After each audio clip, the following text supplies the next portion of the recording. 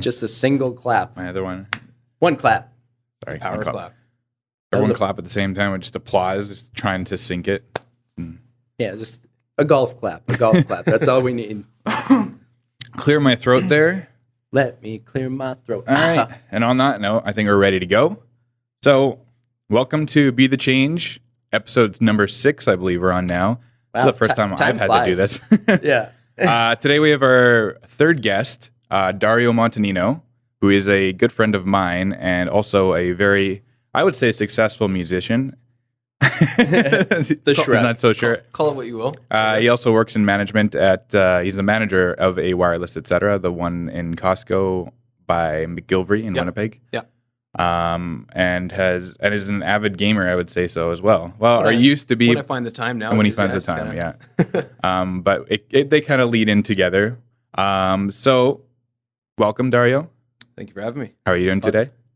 Doing awesome, man. Yeah. Ready to answer some beautiful questions. Some beautiful questions. Perfect. Hopefully they're beautiful. How are you doing, Riley? I'm doing amazing. Perfect. Yeah. I mean, Jets won. They're going to round 2. It was awesome being downtown, just seeing 20,000 people in the same place on the street cheering for the Jets, and then inside the whiteout, and everybody, just the support and the energy is just amazing to have in this They said city. there are more people outside than in the arena, right? Well, yeah, it's about 12,500 or 13,000 people inside, and then it was over 20,000. I don't want to say 25, but it was somewhere in there, just outside cheering on the Jets. And it was awesome when they would just flash outside to the camera pan, and you just see a sea of white just in the outside, which that's just awesome. It's awesome for this city. First series win in that franchise, so. Yeah, it was. I had a cool experience too. I was wearing the whiteout gear, and it said "This is good" on the shirt, or "Winnipeg is good." Winnipeg is good. Yeah, I see a lot of Not those. "This is good." Yeah. This is good. This is also good, but yeah, Winnipeg is good, and it's funny because I got into that mentality of just Winnipeg is good. We're a good city. There's a bunch of places we could live, and some of them we like to think would be better, but we don't have to deal with. We don't have to deal with very many tornadoes or anything. There's no hurricanes coming here, earthquakes. It's a relatively safe place, is what I'd like to say, and it's a beautiful place too. There's so many great people around. I mean, murder capital of Canada. Don't forget that. Yeah. No, but from natural disasters and that we're actually in Tornado Valley, I believe. We're at the end of Tornado Valley, or the beginning, whatever you want to call it. And they actually say with climate change, it's going to head further north, and we're actually going to be the new Tornado Valley eventually. But that might be past our time. We'll see what happens to our planet in the meantime. There you go. Yeah. What do we get here? Like F1s, maybe sometimes. We get Formula One cars here. F1. We get Formula One cars. No, we don't. Yeah, speaking of like Winnipeg, like, as you're saying, like from a lack of natural disaster type thing, and being a decently safe, but even just like cost of living, like in Canada, like it's one of those things where it's just like to raise a family and to actually be able to like afford a vehicle, a house, get almost the job that you want, like those types of things. It's such a cool city to be able to do that and kind of have. I like to look at it as it's one of the only Canadian cities that you can almost have everything that you want. And be able to afford it type thing. So it might have been a former trainer of mine, but somebody said it's a great place to call home. It's nice to go visit other places, but you can always come back. Yeah, it's unreal. And that's I think the best part about Winnipeg is you can call it home, you have your friend group, and you can establish yourself and live the way that you want. Yeah. Sweet. So getting back onto the topic of Dario, since that's why we're here today. Exactly. So along with being a successful musician, you're also a guitar player, which is, I believe, kind of how you got further into music. Yeah, so I was always like really musical as a kid. So my dad actually was a singer in Italy. So my parents immigrated from Italy together in the late 70s, I think it was like 1978, 1979. And my dad was actually a singer. So not a famous professional singer or anything like that, but he came and when my brother and I were kids, we always heard like Italian music all the time. So it was like the old they're from just outside of Naples, and the like Neapolitan music is it's a very Italian Spanish kind of combination of folk music. So just hearing that our entire life, my brother picked up piano, and then I actually sang as a child. So that was my main thing, is that we used to do these Italian festivals at the Italian Center. where when as a kid, like as a 5-year-old, I'd be singing in front of like a huge array of people, right? It was awesome. So still now, like there's some people in that community that kind of come by and they say, "Oh, you're the kid that used to sing at those festivals, right?" Yeah. But anyway, so throughout elementary, I played clarinet. I played whatever was available at that school. Like if they needed something, it's like, yeah, that's what you're gonna play. Okay, but guitar was always way cooler to me. Like it was like, man, like it's those my guitar heroes are the guys that I look forward to, not that clarinet player that's that nobody's ever heard of, right? But but anyways, yeah. So I picked up guitar actually in high school. So in grade 9, I started playing guitar. So I was actually very late into that whole world. But my parents actually tried to force me to play piano when I was like I think 6 or 7, and I didn't like it. But your brother Dario Montanino, very successful with the piano, right? Yeah, he's awesome.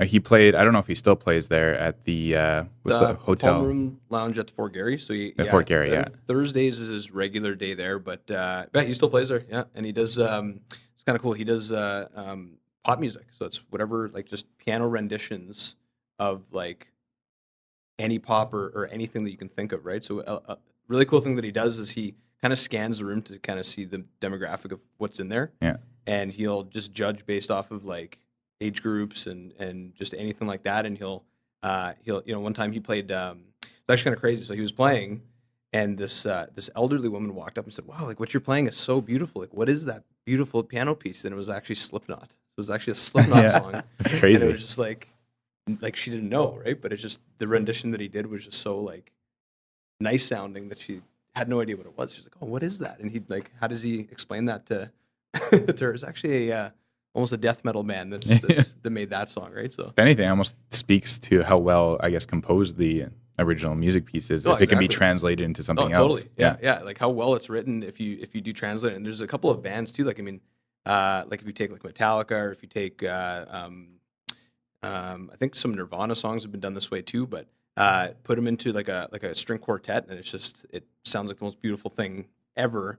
But it's like you never would have thought that would have been, a heavy metal band that wrote it. But just in the context that it gets distributed in is now, it's heavy metal. One of my favorite songs is the Two Cellos Thunderstruck. Yeah. So it's the same thing. You don't think Thunderstruck is being broken down into strings, and then it's a perfect song to run to or just introspection. But I think that's really a talent to be able to read the room. I think DJs have to have that talent. That's the one thing where oftentimes that they don't get enough credit is you have to know who you're playing to in the room to be able to be effective. And it's almost that there's levels to musical knowledge that you can achieve. Like once you get to that point, I think it's definitely a talent to be able to take the melodies and to be able to take some of the, like to break down a Slipknot song and turn it into a piano song. That's artistry. Yeah. And then even to be able to put your own ideas into things and create your own music. That's the step I want to get to in my own life, is being able to say what you want through music is an amazing thing. So what's your experience been with that? Like you write all your own songs with your band as well? Well, so the current band that I play with is actually, so it's a video game cover band, this one. So what we do is we take themes from like just any generation of music. So whether it was like Nintendo, Super Nintendo, Sega Genesis, all the way up to like Halo, like just something that seems a little bit more current now, but it's pretty much like progressive rock versions of the songs. But the concept that we want to do is that there's a lot of different bands that do this already, but I find that they're very niche in the sense that there's a great band called Power Glove, for example. I don't know if you ever heard of them, but they do like power metal versions of the song. So it's very directed to that genre, right? Where what we do is we try to harness what the original composer did, and then just make it as if that game came out today. So say it was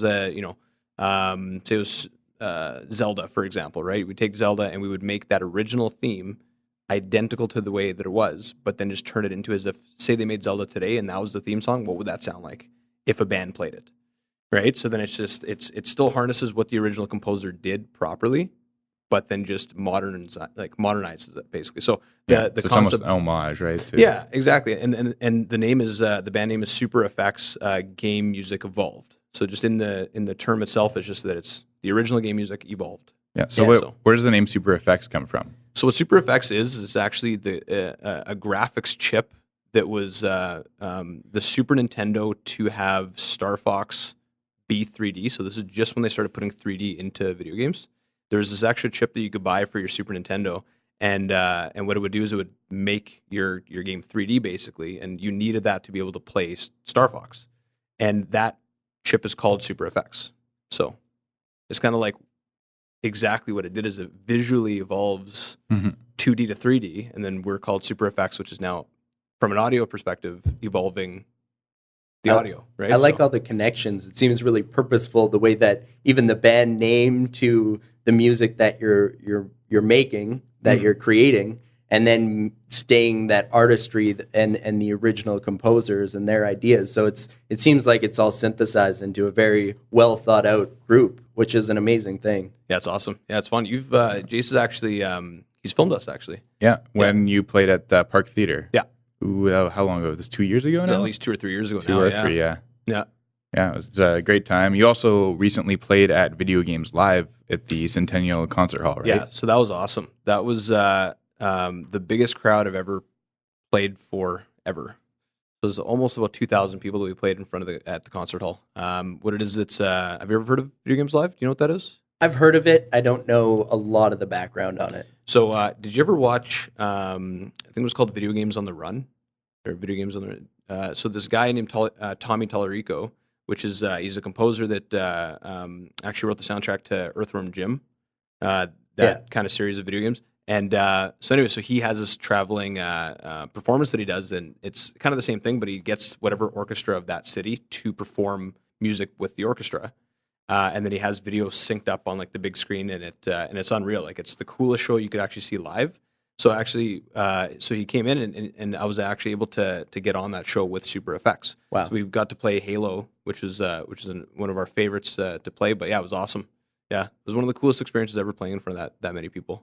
Pretty amazing. That's crazy. I can't imagine. I've played locally in front of 15, 20 people, and it's that rush, right? That you get it.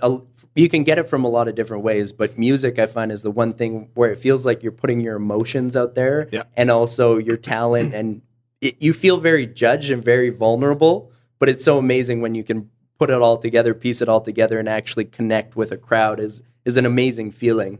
Did you ever find that?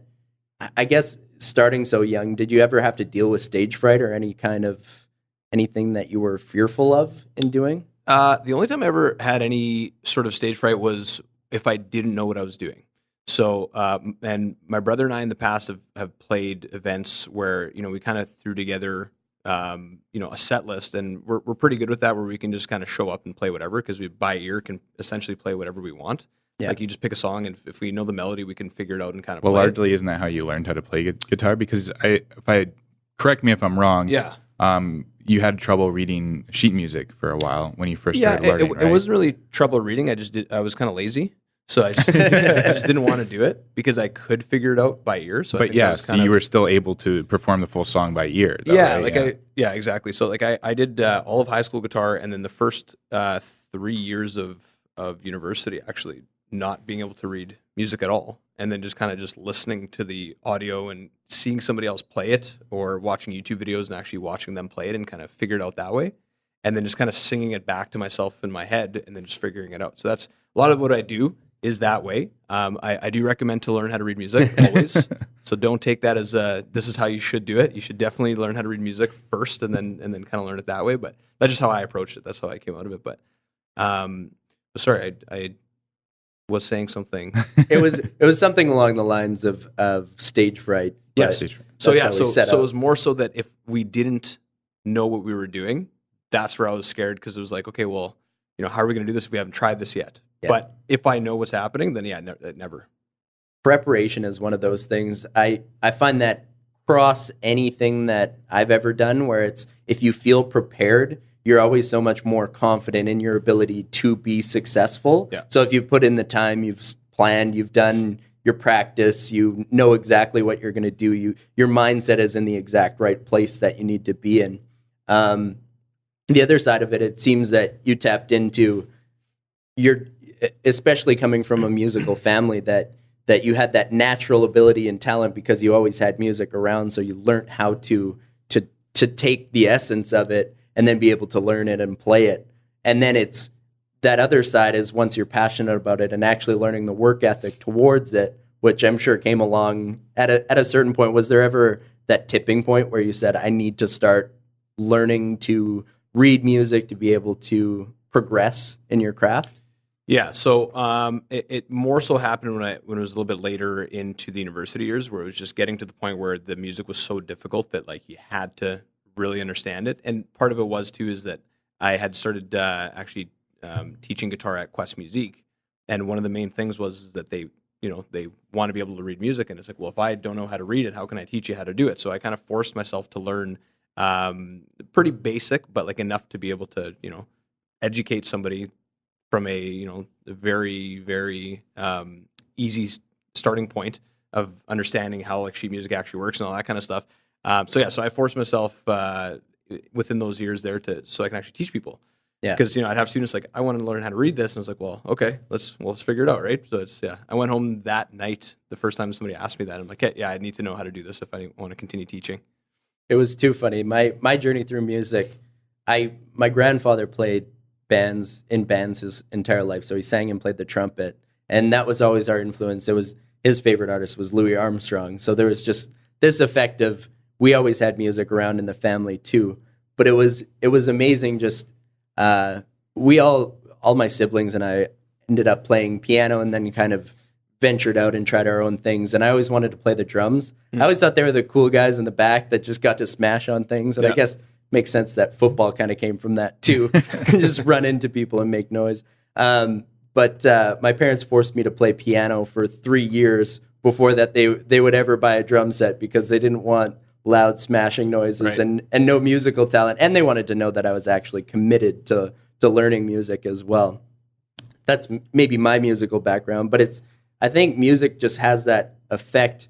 It seems to come from family a little bit too, where you have those influences of all your parents, your grandparents, and then your musical taste somehow evolves a little bit out of that. Mm-hmm. So do you still see your family roots a little bit in your current music taste? And yeah, so and I was talking about this a little bit earlier, but that Italian like Neapolitan folk music, which is very like Spanish oriented, because there's a time in the past where and I'm going to get a little bit history buff on you guys on this one, but so basically during the Ottoman kind of takeover of say Italy and like the Mediterranean and all that, they settled in the ports of Naples, and because it was a trading kind of in and out kind of trading route for the Mediterranean, a lot of that area stayed very Spanish.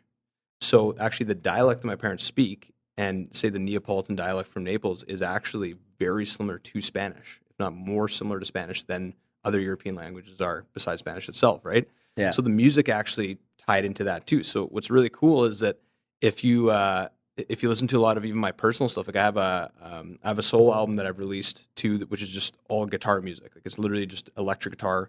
There's one of the songs has a little like progressive rock kind of breakdown, but it has some mandolin and some acoustic and all that kind of stuff. And a lot of the melodies that I use there directly come in from that kind of Italian, Spanish kind of combination. So yeah, like I feel that almost everything that I write is in some way, shape, or form influenced by that. Like you could hear it, and if people that know me can listen to it and be like, hey, that's where you got that from. Like it sounds like it's Italian, right? That's crazy. In some way. So it's pretty cool.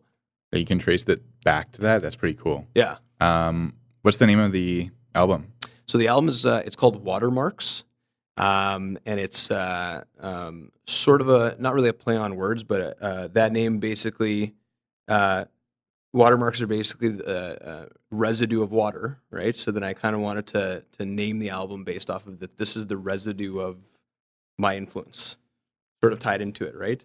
So it's kind of cool concept that I came up with, and not everybody actually knows that unless they've actually asked me, why did you call it Watermarks? A lot of people are like, why the hell would you call that Watermarks? I had no idea, actually, yeah. Yeah, so it's a lot of that has to do with directly what are my influences, and then here's a projection of my influences in my own thought process, and then this is the result of it, which is, kind of residue of water, right? So, where can people find that album, by the way? So that can be found on Spotify. Google Music, Apple Music, and on my website, which is dariomontanino.com. Perfect. That's awesome. Yeah, it's crazy. Like you have this kind of, and I've known you for this since the day I've met you. I think. Well, we knew each other, and we didn't really know each other. We played basketball against each other in elementary school. Yeah, you're that super tall kid who was way taller than everybody else for some reason in grade 8. And it wasn't until high school and even after high school that we really got to know each other through a common contact. Mike Hastings, who is probably a large influence on both of us in terms of music, who's an audio engineer out in Halifax, Nova Scotia. But you've always had this kind of crazy, in-depth, like everything has to have a meaning. I've known this from you in terms of video games. And I know one of your favorite video games, if not your favorite, is Half-Life 2. Yes.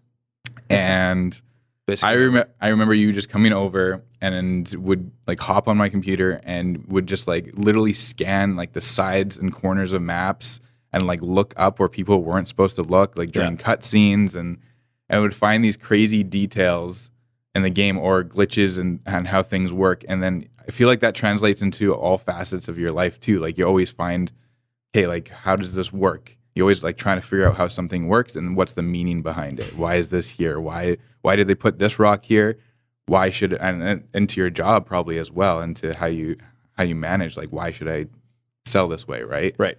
And so you manage. I kind of want to transition into Wireless, etc., which is a store you manage. How long have you been managing it now? So official title manager of that store since January of this year. It will be technically 2 years of acting as manager, I guess. Yeah. At that point in time. So yeah, I'll say from a manager perspective, about 2 years, I would say. Yeah, that's crazy. And you've been working there for how long prior to that? It was about 3 years. I'd actually left to pursue a couple of other things for a couple of years, and then I actually returned, working at the University of Manitoba actually for a year, and then at Xerox. I just kind of missed sales. I just missed kind of the push environment, and kind of being able to achieve with inputs, specific inputs to get sort of certain outputs, certain results, which I felt did not exist in those other two locations. But for sure. So I'd say now, a good 3 years. So what exactly does Wireless, etc. sell? So Wireless, etc. it's a multi-carrier. So it's Rogers, Bell, Virgin Mobile, Fido, and it's a third-party company called Glentel, which is actually owned by Rogers and Bell. I don't know if you guys saw that acquisition that was in the news a couple of years ago, that Rogers and Bell had both purchased a third-party company. Yeah. But anyways, it's basically just whatever those providers are selling now, but then Costco, being inside of Costco, they bring their own value. So it just makes it the best possible value you could find with that one specific, say, unit that you buy. Yeah. Yeah. So typically, like, I guess cell phones would be your biggest selling like object there. You must sell accessories. Yeah, it's cell phones, accessories, and then they have their own services, service warranty type thing that supports that. Yeah. Do you like working there? Yeah, it's awesome. Yeah, I mean, you came back, right? So yeah, for me to come back, it was 100%. Like there was that, and Glentel being like an Unreal company, it's just that they tied into Costco is huge because it's all about value, and it's not always about what's the best deal, what's the best upfront cost, or how much money can I get out of this transaction. It's always just looking at like you've covered that member, and that member has an expectation, and it's feeding into that expectation. But the cool thing is you're essentially a smart friend problem solver. So if you come there and say talk to myself or one of the reps, it's more so of a trust factor that you're going to get something that is very unbiased. Meaning that you come there and you're like, hey, you know what? Same as like your best friend that you bring to buy a car. Like so everybody has that car guy that they know, or maybe you are that car guy, who knows? But where you go and you're like, hey, like say for example, our friend Ben, mutual friend Ben, that's the guy that I would go talk to if I had to go buy a car. So in that same way that I trust that guy, that's the kind of the concept that they want in Costco, is that they want you to walk up and be like, hey, this guy I can trust. He's going to find what I need, not what fills his pockets type thing. So that's such a good mentality to have. And I feel that that's becoming more important for companies to have that as a value, just to have that sustained relationship and customer, to make sure that you care, you put their needs first, but it's not just something that you say, it's something that you actually act upon and do as well. Do you have people that so you manage. Do you have people that work for you like that? Who? Sorry. Do you have people that you manage? Yes. Yeah. So there's 5. Yeah. And how would you explain your management style? It's a lot of I find coaching on the fly in the sense that it's, and I think part of it is the hiring process too. So I mean, one of the most important things I find for any company or for anybody in any shape or form, regardless of what they're doing, is kind of finding people that are alike to their ideals, to then be able to actually output a specific thing, right? So it's like I manage based off of how I hire, in the sense that I hire so that I can manage that type of person, right? Yeah. So yeah, a lot of coaching on the fly, a lot of, here's a better way to do it, try it out, see if this works, and then kind of trial and error type thing. I really like trial and error because I find that you do have to fail to be able to see where you went wrong, so then you could fix what you did and not be afraid to kind of push boundaries to be able to get to that, extreme failure, to then kind of try again and say, hey, this approach didn't work. Now this approach did. Okay, now I've learned from that mistake, right? So it's so important to do that with anything, to be willing to fail at something to then increase your skill and get better at it.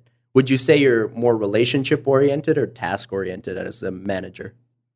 I would say more relationship, because it's more so I want to make sure people care, and that's the main thing, is that it's, if you care about something, you're going to do a better job, either explaining it, or you're going to put in more effort because there's an actual result for yourself, some sort of advantage for you. Or if you don't care, it's literally like there's no, there's no point. Like, why am I doing this, right? And a lot of people I find do get jobs and they kind of sit there and they are performance based, and maybe they should actually just be a cash register. You know what I mean? It's that type of person that should literally just do transaction after transaction as, this is what I want. Okay, here you go. Right. Yeah. Versus actually trying to discover what the person needs and kind of figuring out what, and it's cool because it's every interaction is a problem, and not from a negative perspective, but it's, if somebody needs something, that means that they don't have something to do what they need. Therefore they do have a problem. Right. Yeah. And you're figuring that out and giving them something to be able to solve that problem. Right. Yeah. Solving towards their needs is a very important thing. Yeah. It's definitely a kind of a job that's not tailored for everyone, a very specific kind of person in terms of especially sales. And I feel like there's always a negative connotation. We had talked about this in our last podcast too, when we had Addison on, who's a realtor. There's the negative connotation that kind of surrounds most sales jobs, and even as a personal trainer, when anything comes to a large sum of money, people are like, "Oh, you just want that money. That's all you want around it." So it's like, how can I show this customer that I actually care about their needs and want to give them the best kind of result or best product in terms of their needs? Well, yeah, and like for personal training, in your perspective, it's cool because you kind of have to show them that, here's your end goal. What I'm showing you is that is the value. The value is what your end goal is, right? And no sum of money can equal, that end result without them understanding that there is some sort of, value out of that input, right? So how do you do that with cell phones then so much? Because personal training is one way. I'm dealing with someone's themselves, right? I'm dealing with them. Yeah. Cell phones, you're dealing with an actual piece of technology, and people always want, or most people, I wouldn't say all people, most people want the best version of that new phone, whether it's an iPhone or the next Samsung phone, right? Yeah. And not all of them want to pay that, especially when they come out. They're not always cheap, right? A new iPhone can be upwards of probably $600, $700 on a contract, right? Yeah. Yeah. So, and we don't even have to dig too far into specifically cell phones, but I think just in life in general, it's value based off of your need. So if we do look at cell phones specifically, you could say, not everybody actually does need the newest thing, but they think they need the newest thing. Where we gear ourselves towards kind of finding what you need based off of the actions that you need them for. So if it's, you really like taking pictures and that's what you value, you may not need the newest device to be able to have something like that. Like, let's say something that an LG can do, where you can go and you can customize the way that you control, the lens or how much light is coming in and that kind of stuff, where that may not happen on another device. Now that really expensive $700 phone is useless to you because you don't use it in that way, right? So and I find a lot of times now is, because kids have iPhone 10s and it's all they do is play Angry Birds on it, or they play something super basic on it, but they have like this super computer in their hand that there's people that run businesses, multi-million-dollar businesses off of those devices, but then there's kids playing with them. Yeah. You know what I mean? Yeah. So it's just like now this value concept is almost like it's almost invisible because nobody knows what value is anymore when it comes to cell of course. phones. Well, like cell phones are crazy if you think about it. This tiny computer that can perform all these functions in your pocket. Yeah, it's size amazing. less than this, they're smaller than the size of your hand. You give that to someone 15 years ago, and it would blow their mind. Yeah. Right. And think now it's just an expectation, especially in first world countries like Canada and the U.S. and Europe. Yeah. It baffles me to have someone who can complain about the price, like a $300 price tag on a brand new phone. Yeah. Whereas compare it to 10 years ago, and that brand new computer cost you upwards of $2,000, and this does 10 times more than that, has 10 times more features, has GPS and infrared fingerprint scanners. Like it blows my mind. Even your computer didn't even have a camera back then, right? Right. Yeah. And it has all this now, and plus more, and more computing power than your PC did 10 years ago. Yeah, and to kind of just finish what your question was, is that it's now how, like, it's physical situations where you find value now. Because if you just look at a price tag and you look at a product from a marketing standpoint, you'll see in commercials it's very lifestyle based, and that's a lot of times that's what sales is. They're selling to a specific lifestyle, even with clothing and fitness brands and that kind of stuff. It's not even about, like, say, fitness is all about working out and healthy lifestyle and that, but it's like a lot of times now you see the marketing kind of geared towards like California, and like you're on the beach and you're wearing that cutoff, and now it's just like you're not buying the product, but you're buying that The kind idea. of the idea behind it, yeah. right? And that's the value, Yeah. right? I would say cars do the exact same thing where it's funny because I even find cars, they try and design them to have personalities, and even with the lights and everything. And so you can get a feel for what it is intrinsically that they're trying to show. So I was going to ask what you expect is going to happen in the future of cell phones and technology. So what's the next step with phones? Do you think they'll be, I have a crazy idea, but I want to know your thoughts. Okay. Well, so I mean, right now, like, phones really aren't, like, what's happening. We're getting there was the second camera, now there's a third camera on some new phones as well. Yeah. Like, it's like the razor blade situation. We had, like, how many razor blades can you get away with before it's too much, right? Yeah. So, and yeah, I'll love to hear your like what you have going, and it may be this. Yeah. You may be exactly right, but I think the handheld cell phone is not going to disappear. I don't think it's going to go anywhere. I don't think it will, and I'll tell you why. Because I think that a lot of focus is going to be on peripherals tied into that, and it'll be an ecosystem of multiple items. So I think it's anywhere. I think the next big thing is just putting SIM cards into items. So like whether it's shoes or like a T-shirt or glasses or like just clothing. Which is starting to happen already. Like glasses. Yeah, like glasses, watches is the big thing right now. And the next thing is like, even because fitness is, I find, becoming more and more popular. It's, you have your wristband, your Fitbit and all that stuff, but more so like counting your steps and that. But if you put it in a pair of shoes, like GPS location, you're running, you can see exactly, how much force is going through every step. Like there's so much more that you can do with something on your feet. But I don't think handhelds will disappear, because there's so many concepts of, like, they'll have a little, wristband that'll like project a keyboard on your arm, and like it's just like standing there holding your arm like this. Well, I would it's say like around that. Yeah, it's like saying that if cell phones disappeared, computers should have disappeared by now, and they haven't, right? Haven't. Yeah. There's something to be said about the workspace on a computer, although it's definitely evolved. It's condensed. Yeah. But it's still stationary. It's very stationary unless you're on a cell phone. But yeah, I want to hear what Riley said. He's edging to say something here. I like that idea that you said of incorporating technology in day-to-day items. It seems like that is happening and going to happen. Yeah. It's even in music where you can go from one room to the other and it'll follow you through if you have the different docking stands. And so, and even there's smart houses now where you'll probably be able to say, hey, Alexa, turn on the TV, the lights, and everything will just be, I shouldn't talk too loud. We might actually do something in here.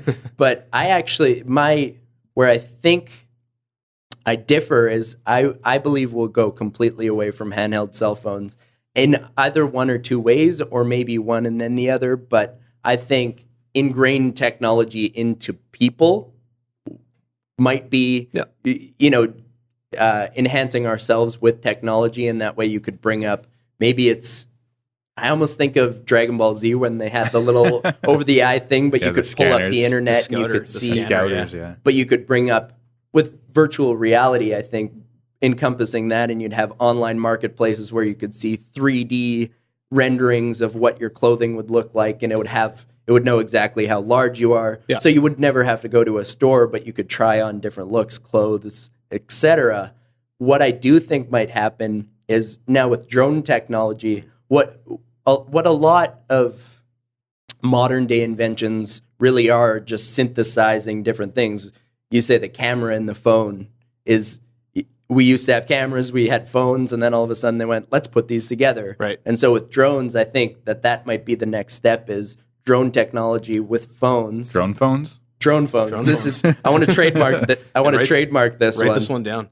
It is written down, but I don't know if I have the technological capabilities to build it, but I think Apple does. They're probably working on it. I bet they can hear us from the MacBook right now. There you go. But I think it will be the holographic screens where you can type and you can even bring up maybe a projection of the other person. If it's floating, you could literally take a 3D scan of somebody, and then you'd be able to send calls that way. It would almost be, you remember in Star Wars where is it Princess Leia or Princess Amidala that comes up on the thing and she has a message through R2?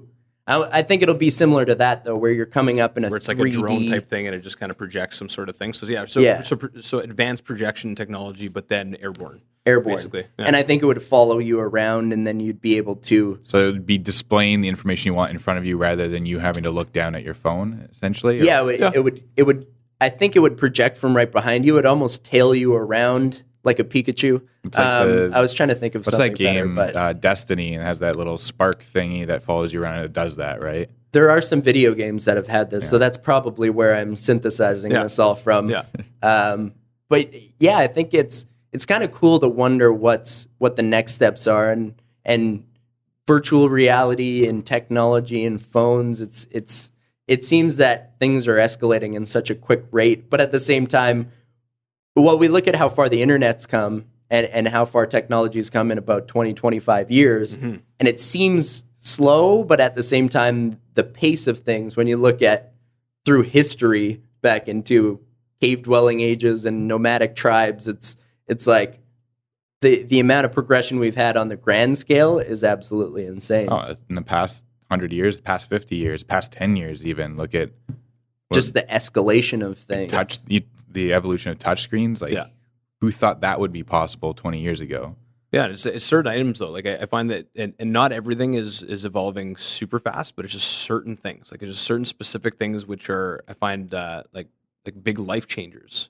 Right, like it's something that, and a lot of times there's been so much technology, there's literally just gimmick, right? Like it's like, oh, here's a gimmick, and then it works, and then who cares, right? Yeah. And like they did it with I think it was LG did it with I think it was an Optimus 3D, where the screen itself was a 3D screen. You didn't need 3D glasses for it to work. Yeah, and it was a gimmick, but then people were like passing out from it and getting dizzy, and it's just like, okay, well, this isn't actually advancing us in any way or helping us do anything. So I think the big thing is if it actually helps you do something better. Yeah, so actually I've been reading a book lately called Start With Why, which kind of differentiates between novelties and innovation. So things like what Apple does in bringing like the computer into everyone's home, considered an innovation, right? Because it allows people to do work from home rather than having to go to the office and have to deal with this massive machine, right? Yeah. Whereas things like what you're just talking about, a 3D screen, novelty, right? It's something that's eventually going to wear off. It's cool to have these features, just like the glass cases on phones now, and how that's a trend. Like that's a novelty, right? Yeah. It's not a necessity, or nor is it an innovation that's going to help you in any way. It's cool and it's nice to look at, but at the end of the day, it's not really doing anything. Yeah, it's true. Yeah, and I was going to ask you, Riley, real quick, just before you fly in another direction, but I do like to fly around. But with that airborne concept of that, what time frame do you feel that's like? What would be your most accurate assumption of what that would, how long that would take? Do you think? For us technologically to get to that point, Or for it to be like, let's say that technology be existed today, like say that it, like is a real thing today. yeah. In how many years do you think that would actually be like successfully incorporated into human life? So are you saying the drone phone, how long it would take to catch on, or just more so? I think it would be a pretty quick transition, because I honestly think we're about 10 years away from actually having that type of capability. We have drones, we have phones, we have projection. You can likely use those screens with your finger. Like you would be able to use that. So it's probably 10 to 15 years away.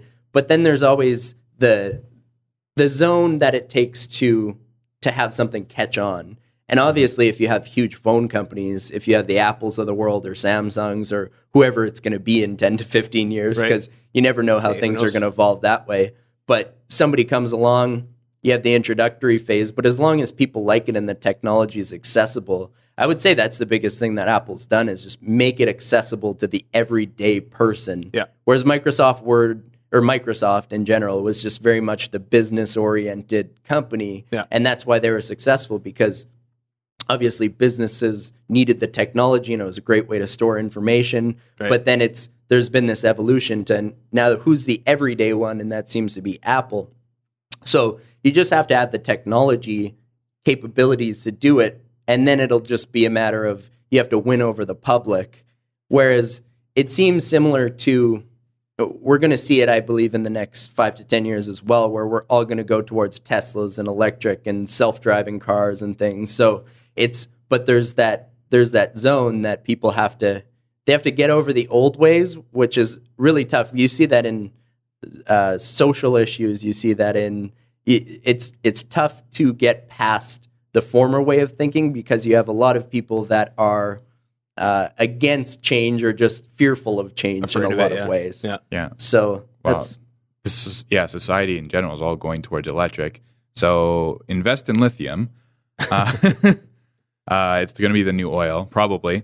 However, there still is the massive issue with drone phones, for example. The same with electric cars, is batteries, right? Batteries are the hugest, probably, and there are companies working around the clock to figure out ways in order to create longer lasting batteries, both like duration and long lasting, so that they don't break down over time.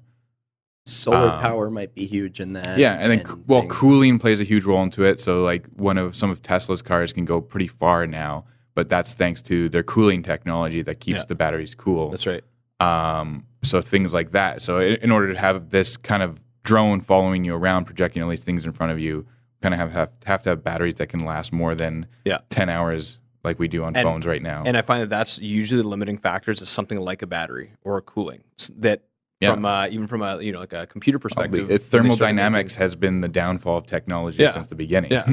Always. And that's always the issue. And it's crazy how something like that, like if they would have figured that out earlier on, how much more advanced things would be based off of something basic like the battery. Right. And it's like now, and they've gotten such a long way to be able to do lithium ion and make it so small. Because like think of how small cell phones and how thin they're getting, and that has a battery that'll last like a couple days. Yeah. Which is insane. And they keep making them smaller and bigger and smaller and bigger. And it's just like, you know, they need a whole new technology at this point to be able to support what they really want to do. Right. And it's crazy looking back and thinking at the first computers, and the wires were literally like huge wires that were connected to things. And now we just have all this technology in this little, and with Bluetooth and things, you don't even have to have wires to your headphones. It just, it's a crazy evolution. Well, yeah, especially with the huge wires. Like when they laid the hundreds or tens of thousands of cables across the Atlantic Ocean, they didn't realize that they didn't need to do that. The thickness, and it was just the physics at the time was wrong, right? An Ethernet cable, which projects light through it, doesn't need to be thick like they used to in order to bounce light from one place to another. That's how we get our internet, right? And it can be as thin as we want it to be, really, as long as it can pass through a light. There is a minimum requirement for it, or in terms of thickness, and don't quote me on the physics behind it because I don't understand it. And even the slightest, I just know. I can't remember what documentary it was, but I watched a documentary where they said, like, yeah, we didn't need to spend all this money laying all these cables across when we could have just laid a few hundred. crazy. It was one of the cool things I wanted to point it out because Jayse was talking about starting with why, and a little bit on the back towards the music side of things. It really seems that that's something that it encompasses you at your core is the music seems to come from your why, as opposed to a lot of people will do things just to like raise status, whatever it is. There's a lot of people that just do things on the fringes. It's like, well, I'm going to work out because so-and-so is doing it. And it seems to stem really internally from you. So it was kind of cool. I made that connection while Jayse was talking about starting with why. And you seem to have that mindset on a lot, if not everything that you do is it really has to come from your purpose, your cause, whatever your goals are. It kind of stems from within you, which I thought was a really cool perspective and a real cool place to come from.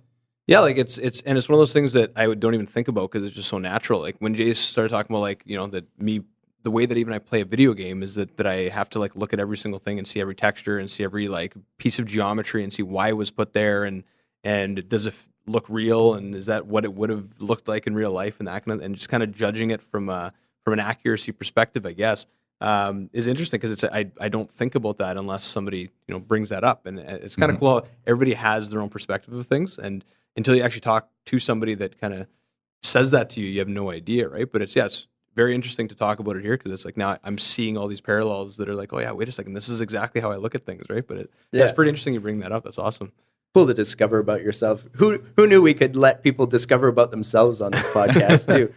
But that's awesome. So I wanted to tailor this a little bit towards your mindset on work, life, relationship, spirituality, and health. So what are there common ties between them, and how do you value things in your life along those lines? It's a very difficult question. It's a very it's a very broad but also very specific question at the same time. Yes. I think kind of that maybe in a different way, what's your life theory?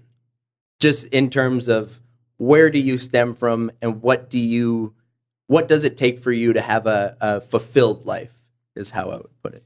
Okay, yeah. So I mean, and it's one of those things that is very relative to the individual, I guess. But like, I mean, everybody is always chasing after happiness, of course, and that's kind of the main concept. Everyone wants to be happy, right? But everybody knows that everybody's playing the same game, which is this. We need money to be able to do what we really want to do, right? So my whole mindset has always been that everybody's playing the same game. In the end, everybody wants to be happy and wants to be able to do the things that they do. And we all have to, kind of grind through life to be able to have what we really want. But having a balance of, setting an expectation for yourself. And I think the expectation is the main positive. So how do I phrase this? Pretty much it's the rise and fall is expectation. Because once you have an unrealistic expectation, it almost makes it impossible for you to be able to succeed and achieve something. Where if you have an incredibly realistic one, it encompasses exactly what you need to do to be able to actually reach out and grab what you want, right? And that's kind of the and it ties into everything. It ties into like fitness, ties into music, ties into like just personal relationships with a girlfriend, right? Like it's just when you have an unrealistic expectation, you essentially are shooting yourself in the foot from being able to succeed and do what you want to do. Sure. It's like, say, someone who's 400 pounds, extremely obese, and they see a bodybuilder who goes up on stage and they want to be, I want to be there right now, right? Yeah. Well, and that seems to speak a lot to our societal values is we all want these results and we want them right now. Yeah. So that speaks to drug use, that speaks to using Adderall, that speaks to even caffeine, that speaks to, it's all sorts of things that just tie into it where everybody's looking for the fast way out. I saw it even through sport where it's guys willing to do steroids. It's sad in a way because what I value in life, I would say is less now. There's definitely points in my life where it's happiness is the ultimate goal. Yeah. But if you're happy all the time, you're not experiencing life, right? You're going to experience loss, and there's no way you can be happy through that. Of course. So it's being fulfilled through that and being able to equip yourself to better deal with the ups and downs and just knowing where you are. Yeah. So I like tying in that realistic and unrealistic expectations to that as well. I'm trying to think exactly where I was going with this point, but it's so rewarding when you actually get to those places of, I like those small moments of achievement are always the biggest thing. Whether it's, I think for you, it's coming out with an album must be so amazing to just have something that you created and have it out so that people can listen to it. And it's that moment of, I put in the work, I put in the time, the preparation, I had to get everything together, and now people can actually enjoy something that I've created, right, and they can't take that away from you. And I think those are the pinnacle moments that when you maybe on your deathbed, when you look back, those are the things that are going to come out and just be like, those were the moments that were worth working for and worth getting towards. Oh, for sure. Yeah. And kind of what we were talking about earlier is you're going to have those ups and downs and being positive. And I think that's a big thing, is just understanding that every single thing that happens to you, there is a positive outlook.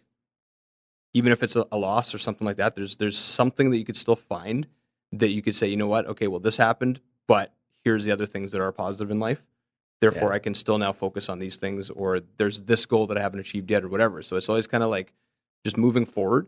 Yeah. Like Jocko says. That's exactly who I was thinking about too. When something bad happens, there's always going to be some good that comes out of it. Yeah, no matter what. And I find that you could literally, and I mean, obviously you could be so specific and be like, hey, there's no way that there's a positive out of the most extreme possible thing you can think of, but just in realistic, life standpoint, it's, there always is. But yeah, so, and I like what you said about that you can't always kind of chase happiness. But one really big thing that I like is that kind of the mentality of, what do you chase in life?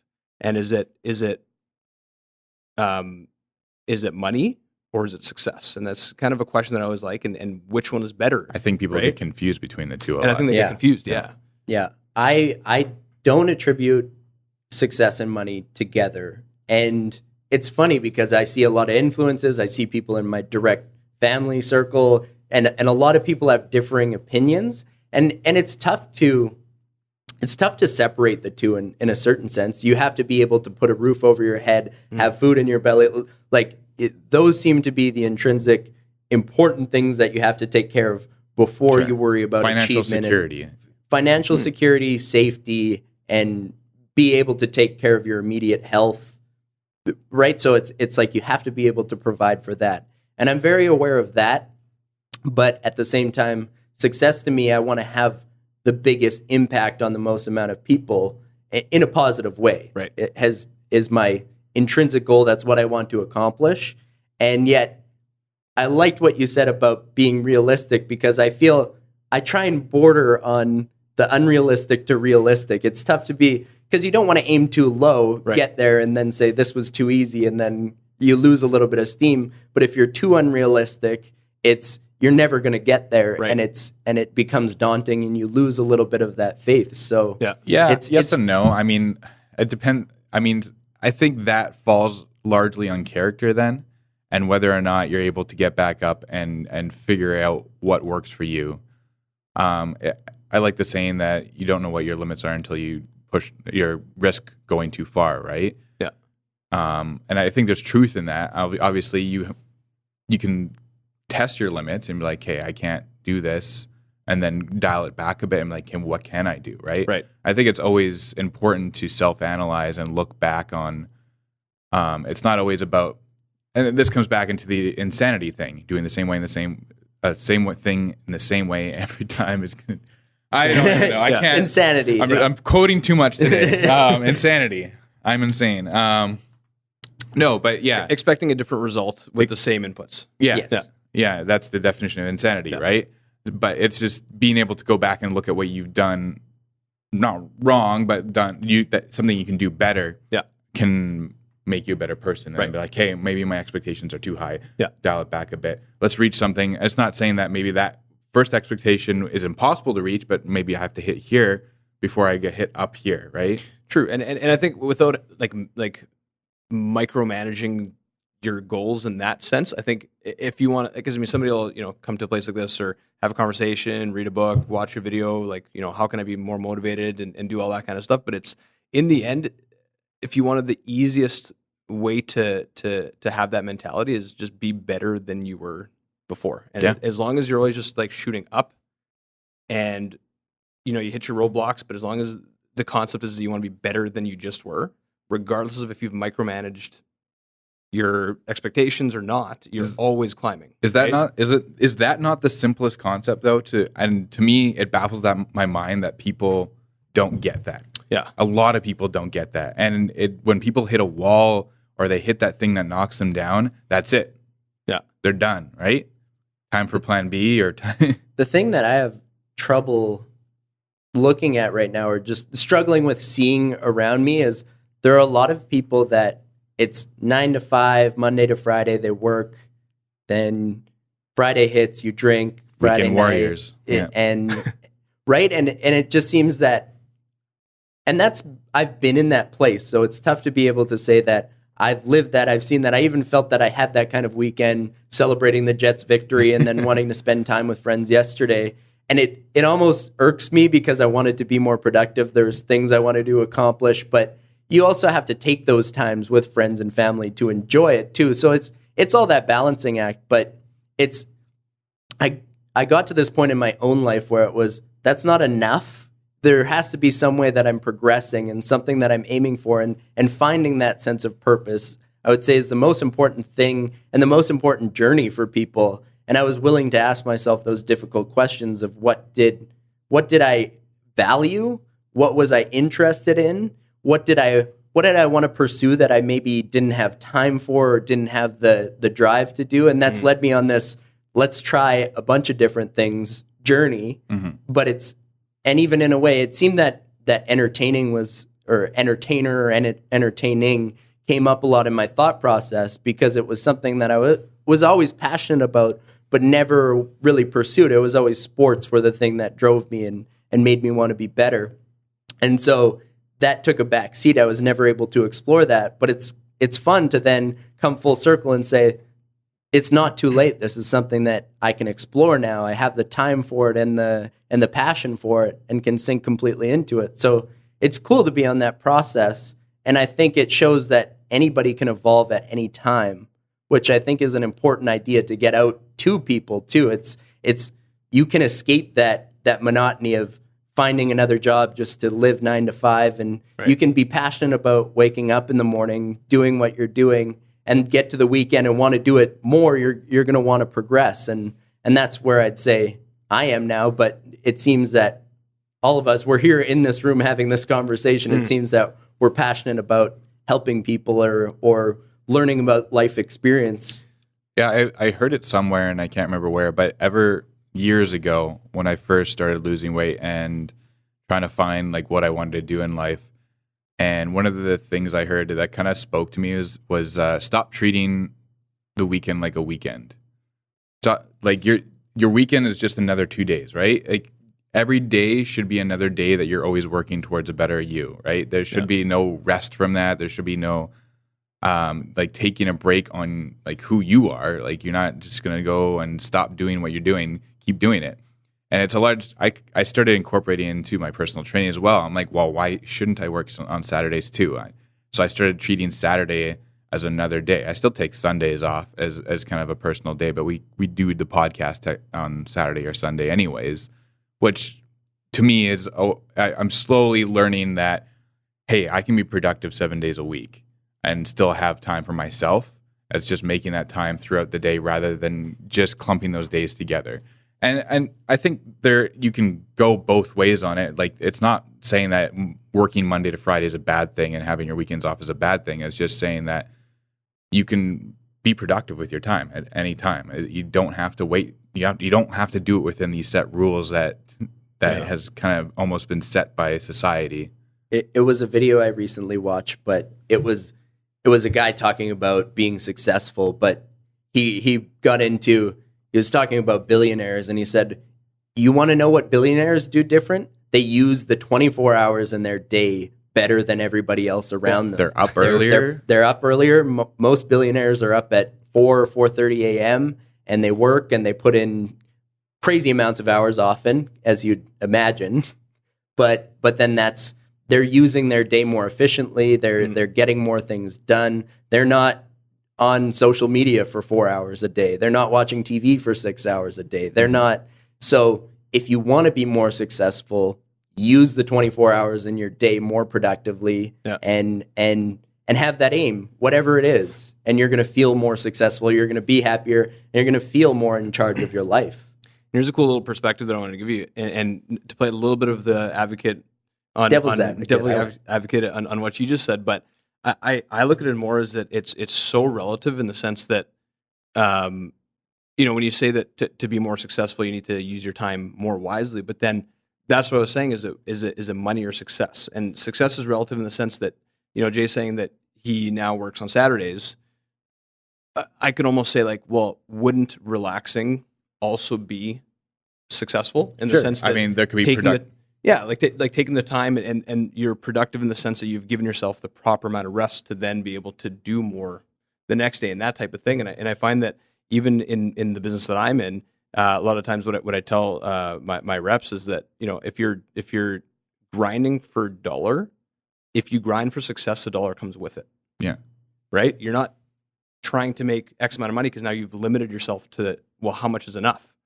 Right? And it's, if $6,000 a month is enough, now you've limited yourself. If you could make more, if you're chasing the dollar, you will always get to a certain amount where you will be content with that amount, but you've not grown. And where if you're actually striving for success, the more successful you become, the money just comes with that. Or training. It just, the body comes from that, right? Yeah. And it's those inputs, and it's you're shooting for the success, not so much the result, because you'll get the result regardless. And then you can look back and say, okay, now I was successful. Right? So that's kind of when you guys were talking about that, so many different light bulbs shot in my head and all these examples. I'm like, oh man. You make a good point. I didn't. So maybe to clarify too, what I meant by like on the weekend you can be productive. It doesn't mean you can't relax. Because relaxing, obviously, you can't work out 7 days a week, even though I do right now.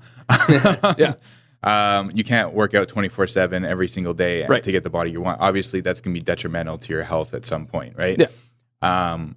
However, just the kind of typical concept that the social construct of what the weekend is right now. Yeah. People go out Friday nights, they party, and then Saturday and Sunday are usually write-off days, right? Where they either are watching TV or doing nothing because they're A, hungover, or B, are just are still burnt out from their job during the week. Stress from the week, and now it's relaxed time. And so then where does it come from? Where can you find that enjoyment in your job where you don't need to feel that way on the weekend, right? Yeah, and again, it's I always tie in that success concept. Like, it's like if all you do is make somebody happy in your job, like say like all you do is customer service and somebody walks up and they have an issue and you figure out their issue and you've solved that issue, that to me is success. Like, you've successfully done that, and I find that people should just find that little bit of joy in those small things to look at what success really is, right? And if it's all you do is sit behind a desk and somebody comes up and say, hey, my computer doesn't work, and you fix it. A lot of times people are like, oh, I never do customer service because it's, everybody's pissed off and they come up to you and they're mad and they want you to fix it. But like, if you solve their issue, you've successfully changed somebody's life in a positive way. That in itself should be motivation. Like, that should be the motivation to what you do. 100%. Right? And there's often gratitude in that too, where people are happy to have their problem solved, and then you get that enjoyment from, okay, I've made this person's day that much better, or and it only works in your favor too, especially when you're working in something like sales, because now you have their recommendation, or they're always going to come back to you now, right? Exactly. Their loyalty. Yeah, and that's huge, especially in business. Loyalty means everything. Look at Apple. That's why they're successful, is because everyone's loyal to that brand. 100%. Yeah. It's not that their phones are necessarily better than the other phones that are on the market. It's because, and their phones are more expensive too. Yeah. People are loyal to that brand. Yeah. It's a total experience with the whole company, with the customer service side of it, with the function, everything. Like, it's the whole total experience. Well, Apple's customer service, is through the roof, right? Like, they put a lot of money and effort into customer service to make sure that they keep the customers they have. Yeah. What other company does that, right? Not too many. Not too many. There are some, but not too many, I wanted to get into the health, fitness, and weight loss journey. There you go. I didn't know there's no other way to segue. I was going to transition to it, but then we got back into business, and I was like, okay, let's cut right into it. So, cutscene. Health, fitness, weight loss. So, just your story through health and fitness, and I know you have a weight loss story to tell. Yeah. So I was always in high school a little bit of a bigger dude. Coming from Italian family, of course, it's a lot of carbohydrates and Mediterranean and diet. Mediterranean. Well, I'd say the Americanized Mediterranean diet, because really the Mediterranean Pastas diet is vegetables. It's veggies, yeah. It's veggies and fish. And oils, yeah. Fish and oils and healthy fats and all that kind of stuff too. But anyways, yeah. So I mean, like the majority of our our North American diet, it's a lot of it is carbs, a lot of it is uncalculated fats, and what is protein? What does that even mean? So yeah, I got up to, I think it was just after grade 12, and this is where Jayse remembers me probably best, because this is where we kind of started hanging out. We're both bigger guys, and that's not what made us connect. But it was, hey, you're big. Let's hang out, man. Yeah, you're about my size. Hey, yeah, okay, I'll talk to you. I got up to about 265 pounds, which is on my frame. I'm 5'8". I hit it nicely because I just wore bigger clothing, but yeah. So then, kind of something clicked, and it was when I get to a certain age, it's going to be very difficult to lose. I think from any guy or any girl to that perspective, you don't feel attractive at that point in time, right? In the sense that, if you're pursuing girls, you go to the bar with your friends, or go to the gym and that kind of stuff, and you go there, like, hey, you know what? Personality can take you a really long way, of course, but it's just that initial, we're a species where it's a visual species, right? And it's, you look at something, you're like, hey, that's what I want, or I'm attracted to that. And that's kind of the concept for me too, is it was a health side of it, but it was also like society, right? And it's, you want to be able to you want to be an attractive guy. Like, that's just, generally how. And even that confidence in yourself. And the confidence, yeah. That's been, I would say I'm a fluctuator. And so in the same way, it's when I don't meet that ideal, or that it's in my own eyes often too, where I know I want to be better than I am. Right. And then if you fall out of that for whatever reason, because sometimes life throws you curveballs and you fall out of that momentum, but then getting back to it, it's always nice when you get to that point where in the mirror, you look how you want to look. Right. And obviously societal norms and influences of the people around you, and even the opposite sex or whoever you're interested in. But having that attention from them, even if it is just that initial attention, is so important just for your self-confidence and for how you feel. So I definitely understand that process. At my heaviest, I was 220, 225, but going through injuries and things and trying to come back and playing football, it was always, where do I want to be, and am I there? And so it's a constant journey. Yeah. And so something kind of just clicked at a certain point where it was like, okay, well, something needs to change. And I look back, and obviously in a positive light that I did it, but I wish I would have done it from a more knowledgeable perspective, in the sense that I did not understand macronutrients. I didn't understand dieting. We come from the same background in that regard. Yeah, like it's like, again, like what is protein? What are carbs? I had no idea. When I initially lost weight, I was just like, I need to eat less, and I need to do more exercise. Yeah, so eat greens. Things that are green automatically are good, right? So it's like, okay, vegetables, and that's kind of what I did is it was a lot of cardio, a lot of walking around. At the time, I was busing to the university, so I'd say, you know what, I don't have class until this time. I'm going to walk to the bus stop. So that was like the main thing, is you know what, I'm not going to take the bus to that next bus. I'm going to walk to that bus stop this time. And then I just started doing that in the exact same point. I'd get dropped off at a certain spot and be like, hey, this is going to be a 45-minute walk. I'm going to do that 45-minute walk. And then back and forth, and winter came, and of course you want to take the bus at that point in Winnipeg weather. But anyway, so that was the initial thing, and just eating less and eating less of my parents' food, actually. So not eating pasta and like pizza and all that kind of stuff. And so it was kind of like a complete carb drop. But then at the same time, I didn't understand protein. So then How much did you lose, and how long did it take you to lose that? It was over, I think, like almost 2 years. I went from 265 to 150 in one shot. Wow. So it was 115? No. Yeah. Yeah, something. Yeah. Oh, that's crazy. Yeah. From 150 to 260. Yeah. Yeah. So, and it was awesome, because it was just like all of a sudden, I showed up to a party or something like that, and my friend's like, who is this guy? Like, this is completely different. You're like almost like 2/3 the size as you were before. And that was pretty awesome. And I was never not a confident guy, like, to go back into kind of the confident thing. Is like, I was always a very confident guy, but it's just that extra push. Like, okay, cool. Like this actually worked. You know, I'm actually getting some looks and that kind of stuff. And here's and you look different in the mirror, and just like the whole concept. Now you're a different person, right? And some people look back and they look at pictures of when I was that, and like you were a different human being. Like you're not this. And I'll show you a picture later on. And you'll be like, wow, like that's not even the same guy. Like that, you know, you'd expect me to be a totally different person if you saw that. But I think one big thing that would have been valuable and I think is super advantageous now with like YouTube and fitness models and people like, say, I don't know if I know you know him, but like Christian Guzman, I don't know if you know who that is. He has the old Alpha Elite. Very big on YouTube, Alpha Elite, owns his own supplements and the whole macronutrient understanding, like, you know, proteins, carbs, fats, what has sugar in it, and how they work to your advantage. Keto diet concept, like, you know, energy running off of, you know, carbohydrates versus proteins and that kind of stuff, and that is so much more accessible now than it was like even 5 years ago. Oh yeah. Yeah. Right. Because where would you go to find that 5 years ago? Probably like bodybuilding.com or something. Yeah. It's a little more accessible, and there's more, like, there's YouTube now is a huge source of that knowledge. Well, the big thing used to always be diet books coming out That too, and as well. it was always the fad diet was the highest selling one too. Yeah, I think is too what comes to light nowadays is how much paid research was done back, especially in the 90s, in terms of, for example, red meat and how saturated fats led to heart disease. But the studies were so bogus, and they were paid by the sugar industries, right? Yeah. And that's come to light only fairly recently. Yeah.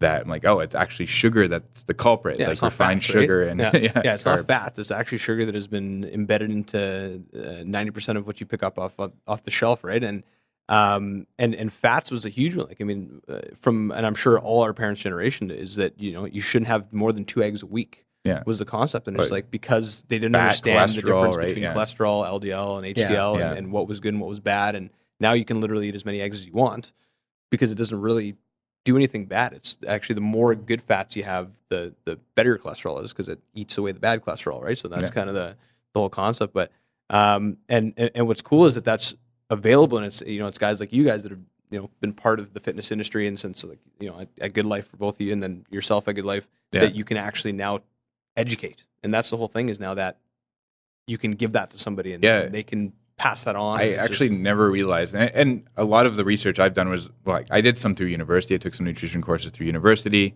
I also did most of the research I did was by reading books and through online forums and Reddit and just YouTube videos, and just kind of getting an idea of, and you as well, because you've educated me, because I didn't lose weight until after you lost weight, because that was kind of the source of inspiration for me, or it was one of the sources of inspiration. I'm like, wow, if you could do it, why can't I? Right.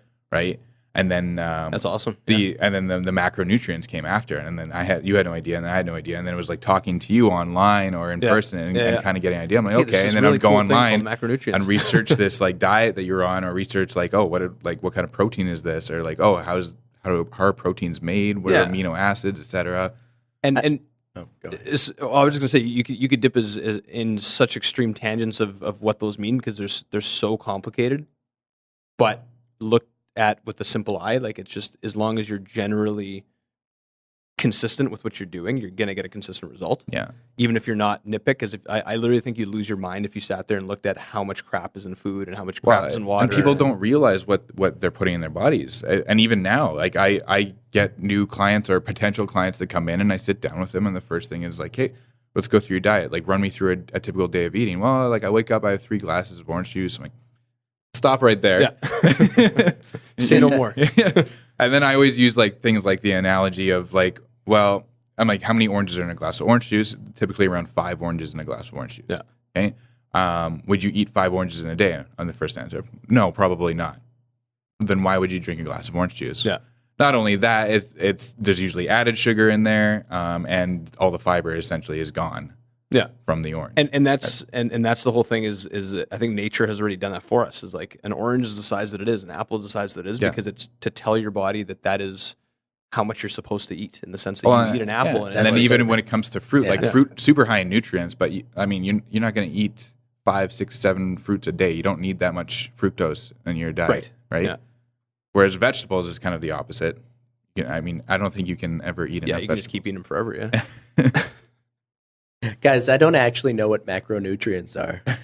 I've my parlay into diets was always training for football, and then all of a sudden there's a diet plan in front of me. But from that, I was able to eventually learn what was healthy food and what wasn't. And it was a balance of carbs, veggies, proteins, and basically the more veggies and proteins you could get, the better. And fresh food was obviously the best too. Like anything from a box was just unhealthy because you're going to get all those trans fats and bad carbs and basically that. And now, flash forward, I've now become more interested in the dieting aspect, and even I've taken away the supplementation too, because I just went, I don't like the idea of labs synthesizing something and me putting this in my body when I don't really know what's in it. And I've been on the other side where I've taken a bunch of supplements and it's been moderately helpful, but then you get stuck in just and there's a plateau effect of okay, I have to take all these supplements. What are they really doing at this point after 8 weeks or whatever? And I know you're supposed to cycle on and off, but when you're training for a sport, it's kind of tough to figure out what the balance is in that. Right. So now my theory is more so just let's eat natural, let's eat healthy, and my diet now is paleo. I didn't want to get in the keto train because that seems like a little bit of a supplementation boost. Like they really want to sell the supplementation and the books you don't and the have science to be, behind it. You don't have to be on any supplements to be in ketosis. Right. It can be harder to get into ketosis, but you don't. But yeah, supplements are becoming a much larger, are growing in the industry. There's the Keto OS, Prove It, whole brand that a lot of people are into right now. It's very expensive, but they do what the urine tests that show that they're in ketosis and what level of ketosis they're in. Yeah.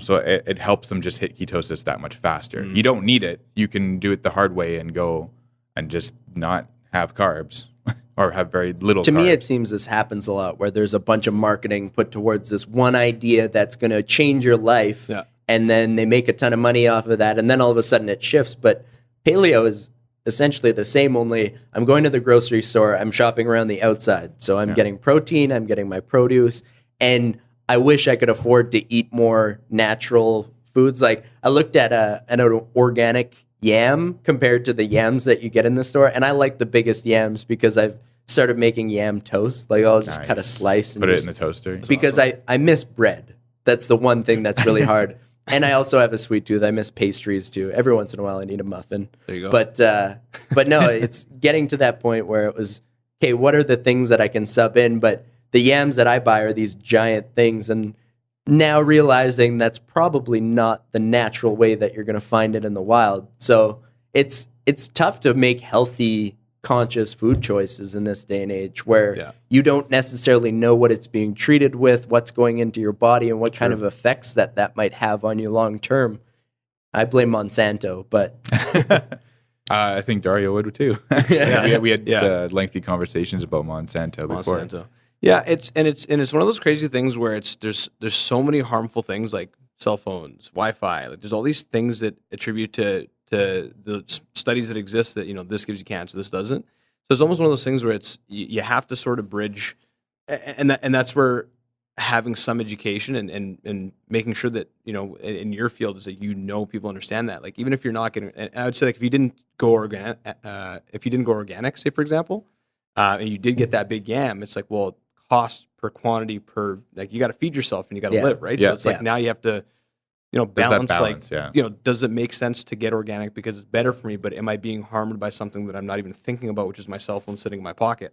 Right. So it's like, well, is that harming me more than not eating organic? You know what I mean? So it's just like, do you now focus on should I eating, or should you never have a cell phone in your pocket? You know what I'm saying? So it's like, so it's like, I think if as long as you're knowledgeable enough that that you're giving yourself X amount of each one of those kind of pillars of protein, carbs, fats, you're actually digesting properly, which is what vegetables essentially do, is that they help you digest food. If not, you're not really getting the nutrients that you need from that food. But yeah, so it's cool that you're doing that, and you're kind of focusing on that. But just again, to play devil's advocate on it, it's just like there's so many different ways to look at it. But I think that if you're at least consistent and what your end goal is, then you can kind of gear what you're doing to that end goal, right? And that's why it's tough for everybody, because there's guys that are like ectomorphs, say for example, that could eat like 6 burgers and never put on pounds. Those are the types of guys that don't need that knowledge in their mind, because it's like, well, it doesn't do anything for me because it doesn't matter. But it is doing something to them. They just don't see it is the and immediate I'm saying result those are of the it. toughest people to change. Yeah. Because like say like we have a mutual friend, Mike Hastings, Yeah. which can literally eat, doesn't matter what he eats, and it's just he's the skinniest guy ever forever. He's the exact definition of an ectomorph. Yes, yeah, he is. If you were Extreme textbook ectomorph, he is the guy that you'd see in that book, right? Like it's just constantly burning any fat that he puts into his body. I've definitely met those people too. I remember days back in just after high school, we would go to A&W 2-3 times a week, and he'd put back like 3 double teen burgers like nothing. Keep hitting this today. I don't know why. I talk with my hands. And I would get 2 teen burgers, and he'd be done and still be hungry, and I would be like full after 2 teen burgers, and I'm double, if not more, his size and weight. Yeah. And I think that the main thing that I'm kind of getting at is that it's just understanding it, and I feel that that's something that should just be in like the standard of education. Like that, it should be something that should be in schools from like grade 1. I wonder if that'll shift now, because you had the Canada food guide for the longest time that said eat all the pasta and the it hasn't bread been and the changed milk yet, and but it's in the process of being changed. Which, come on, that came out in what, the 90s? I think earlier nobody's than that, said earlier we than should that. maybe revisit this and say that Get your wheat and dairy in every day. But then you look at, okay, we have access to wheat, especially in the prairies. You have so many farming communities. You look at some of the influences behind, well, why would we have this amount of this? And I do get accessibility, especially through history. Again, I always go back to history, but you're going to eat what's accessible. So if wheat's accessible and that's what you can grow, that's what you can yield, it does make a lot more sense. But now when we're able to, we have a global food economy and we have global access to different things, it makes sense that our diets are changing and that we're learning all this. We have all this knowledge now to adapt towards our diet knowledge and how we're following it. So and it gets difficult because everybody's different and everybody's body's different. So that's why like all these like bodybuilding.com diets and these magazine diets before internet was a popular source to get this information is that they make staples. And it's like, this is the staple diet, and this is, based off of this. And if you want to get this result, and a lot of the times those workouts were steroid users that are saying work out, 6 times a week or whatever, and then eat this much. But that only applies to if you're doing that to get that result, right? So then it wouldn't fit. You wouldn't have the same amount of time to recover and all these types of things. And that's the cool thing. And this why what I was saying is it should be incorporated in education. It should be incorporated with like doctors and nutritionists should essentially be the same thing. Where it's you go to your doctor to find out, is my body type this, therefore should I be eating this, right? And then figuring out what works for you. Some people are carb sensitive, some people are not carb sensitive. So it's like how you gain and lose weight now is relative because everybody's different. So there should be a source that simplifies that for humanity in some way, right? And I think that's what the fitness industry should be, and that's what you do, right? Like that's essentially what. Yeah, I mean. Yeah, it's hard because nutrition is, in terms of science, and a lot of people don't even consider it a science. I would. It's so new still, right? Yeah. And it's so open to interpretation. Things change on a monthly basis. Like, look at how big keto is from now. One day we may find out that there's this key part of keto that's terrible for us. Right. That carbs are maybe a necessity in our diet. We don't know, right? I'm not saying that that's true, but that could happen. Could right? happen, yeah. Could happen. People cooked with lead pots in the early to mid 20th century, and we didn't know that was bad until probably the 60s, 70s. Right.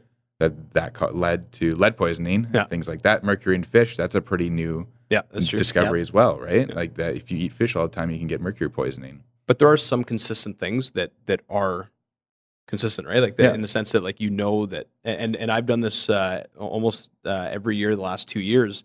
I've put on say 20 pounds and then lost 20 pounds, and then had abs, and then put on 20 pounds and lose 20 pounds, and it's just this kind of the bulk cut kind of concept that everybody is familiar with in the fitness industry, right?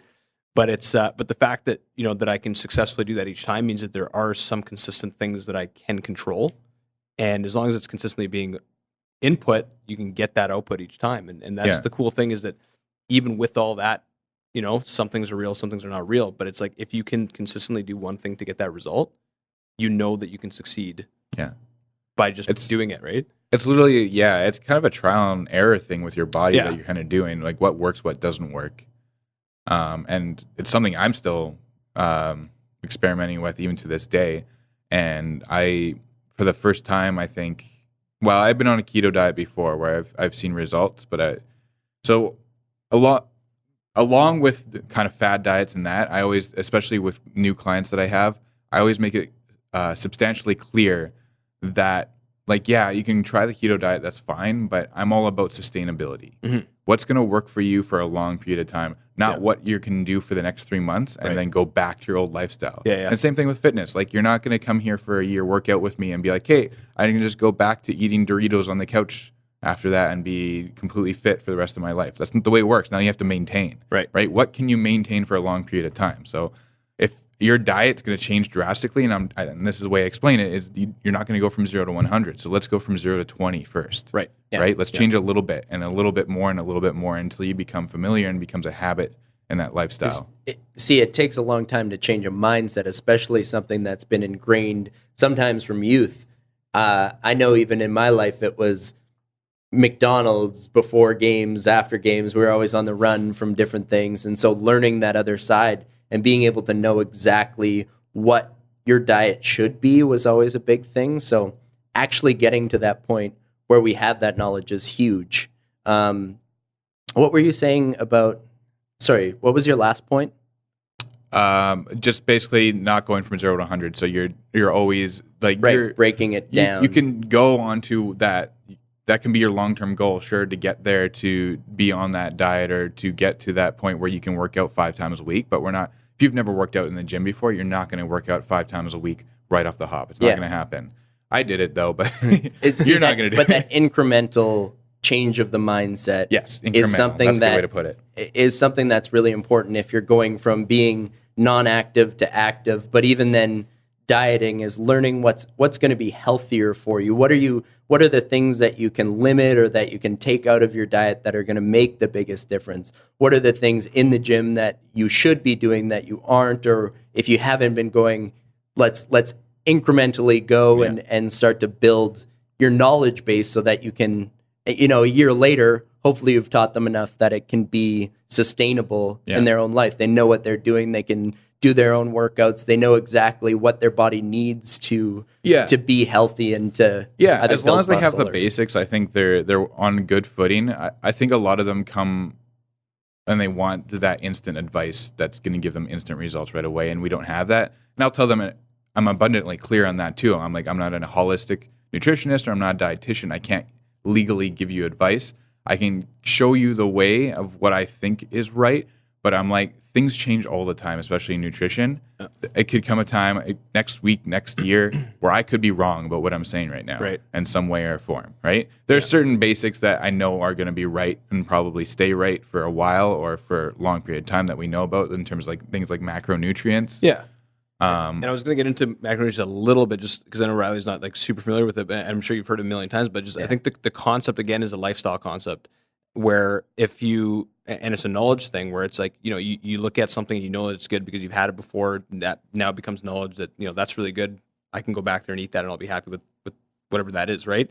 So just how you learn that macronutrients is the same way in the sense that say you see like a sponge cake and you're like, hey, you know what? Now I know that that's probably going to be, 12 grams of sugar, 32 grams of carbs and 2 grams of protein, right? And like now you would have never known that before, but if you took the time to actually figure that out, or eating like a McDonald's burger, now you can fit that into your lifestyle where if I want to have a burger, I'm going to eat it. Yeah. And it's not going to affect me in my goals because I've now adjusted my day around that because I know the macronutrients that are involved in it. So it's like, okay, I'll have less of this for breakfast because I know that I can eat this McDonald's burger for dinner and I'll still end up with the same numbers at the end of the day type of concept. Yeah. And then it gets crazy because then people are like, well, that's insane. Like you're going to spend all your day just counting numbers and all that. But now it becomes, you see a burger, that's this, and this. That's the thing you learn. And that's the knowledge side of it, right? Yeah, at first it's going to suck in the accounting of numbers, but the thing is, there's apps like MyFitnessPal that help you do that, which makes it a lot easier. Well, even Weight Watchers, isn't that what they're built upon? Is the point system they have, the point system? But they're worth certain things, and you got to stay under. And eggs are worth 0 points now, which is a fundamental change in their whole diet plan, which is crucial because eggs should be worth 0 points. They're high in essential fats and protein. Yeah. Well, and they brought back the yolks because healthy cholesterol's in the yolks. Healthy cholesterol. I used to eat 4 eggs for breakfast, but only egg whites. And it seems like such a waste now. The healthiest part of the protein in the egg is actually in the yolk. Yeah. Yeah. And then the thing with like raw eggs too, like it's unsynthesized protein as well. And well, they say, is it salmonella that you can get from raw eggs? So that's the one reason you shouldn't do it. I don't know if you can. In Canada, we have different laws in terms of how grading of the eggs. And grading of the eggs. So we should go on the Rocky diet, is what you're telling us. Well, now you can find egg whites carton that are pre-pasteurized. And egg whites are still good for you. They're still whites, super high. If you need an extra boost in protein, the egg whites are still a great way to go. And that's actually my main source of protein. Actually, is egg whites. Like I pour a glass, like a cup of it, and I drink it in the morning. That's literally what but pasteurized. Like you're not gonna get salmonella from it. But yeah, sorry, Jayse, you're. I don't know. There was a point I was making a long time ago, and I forgot about it, and I kind of wanted to come back to it. Yes. On the whole, like going from 0 to 100 and the macronutrients and everything, and how I'm always changing, and I'm not always right. And kind of one of the biggest changes I've made lately, and then 4 weeks ago, is I cut wheat out of my diet. Meat? Wheat. Wheat. Yeah. And refined carbs. Okay. So it's people are like, well, isn't that a keto diet? I'm like, well, I mean, partial keto. Yeah, sure. It's also paleo. There you go. What are you doing here, what's Jayse? different? What is it that you're doing here, Jayse? But I call just it something else. I never realized how much of a negative effect wheat had on my body. Yeah. I've been on keto, and I felt great on keto. It was the bounce back from keto that I didn't like. And I like certain carbs. I like my burgers. I like fruit, kiwis, stuff like that, which it has fructose in it, right? That's still a source of carbs. And I didn't want to limit myself to 30, 40, 50 grams of carbs a day only. So I'm like, what can I do? And I was like, hey, let's try cutting out wheat. Let's see what that does. And I didn't realize how sluggish I felt on wheat until I went off of it. And just how much in terms of affecting my sleep and my energy throughout the day. So I used to get a dip in energy around 3 or 4 p.m. for a couple hours where I just feel like this intense feeling of I need to sleep right now. And I haven't had that in the last 4 weeks since I cut out wheat. Also, waking up earlier, I find I need less sleep and I feel more refreshed from less sleep. So off 6-7 hours, I feel the same as I did if I would get a 9-10 hours sleep. Right. That's amazing. Yeah. My worst habit is still the caffeine. So I don't know the changes in my energy level as much because I rely on that morning glass of coffee to wake me up and then maybe 1 more or 2 more throughout the day. So you're going to have to hold me to that. After this Spartan race, I'm going to cut down my caffeine intake and go down to 1 cup of coffee. Can I have green tea after lunch or something? I do like a warm beverage when I'm at work, too.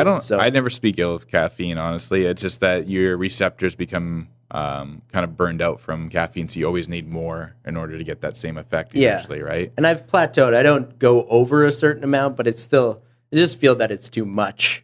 And I've wanted to make a change, and I have before, but I always end up coming back to it. So I need to. Yeah. I'm not so when I have like clients that come to me and like, oh, I need to cut back on coffee. I'm like, well, what kind of coffee? And like, can we just switch to black coffee?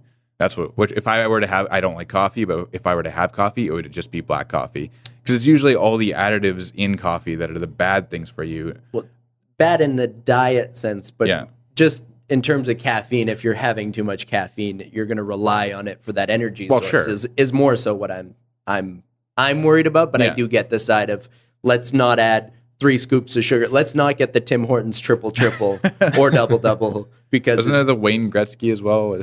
9 and 9. 9 and 9. Yeah. I don't think that's.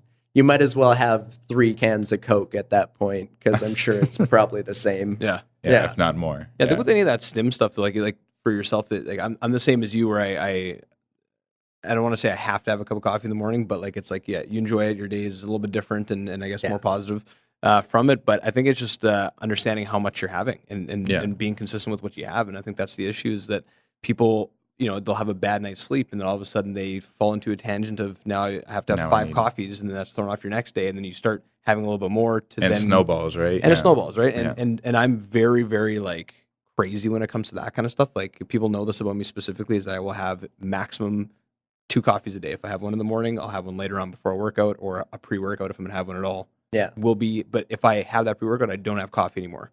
So it's just like 2 times, like one in the morning, sometime midday or later on in the day, and that's it. And it's just I won't touch caffeine again. That's good to stay regimented in that way, so that you never really fall off the wagon and you start to have 2 in the morning, and then you have another one after the pre-workout. But no, I completely understand that mindset though of just the one time that it was probably the worst in my life was when I was bartending, and so you're up until 2, 3, 4 a.m. and it always was the 10:30 p.m. right before the club rush, because we had a bar that changed over, and it was shotgunning the Red Bull, and then sometimes one more if you needed it. It was a smaller size, but that was maybe the epitome of my caffeine abuse.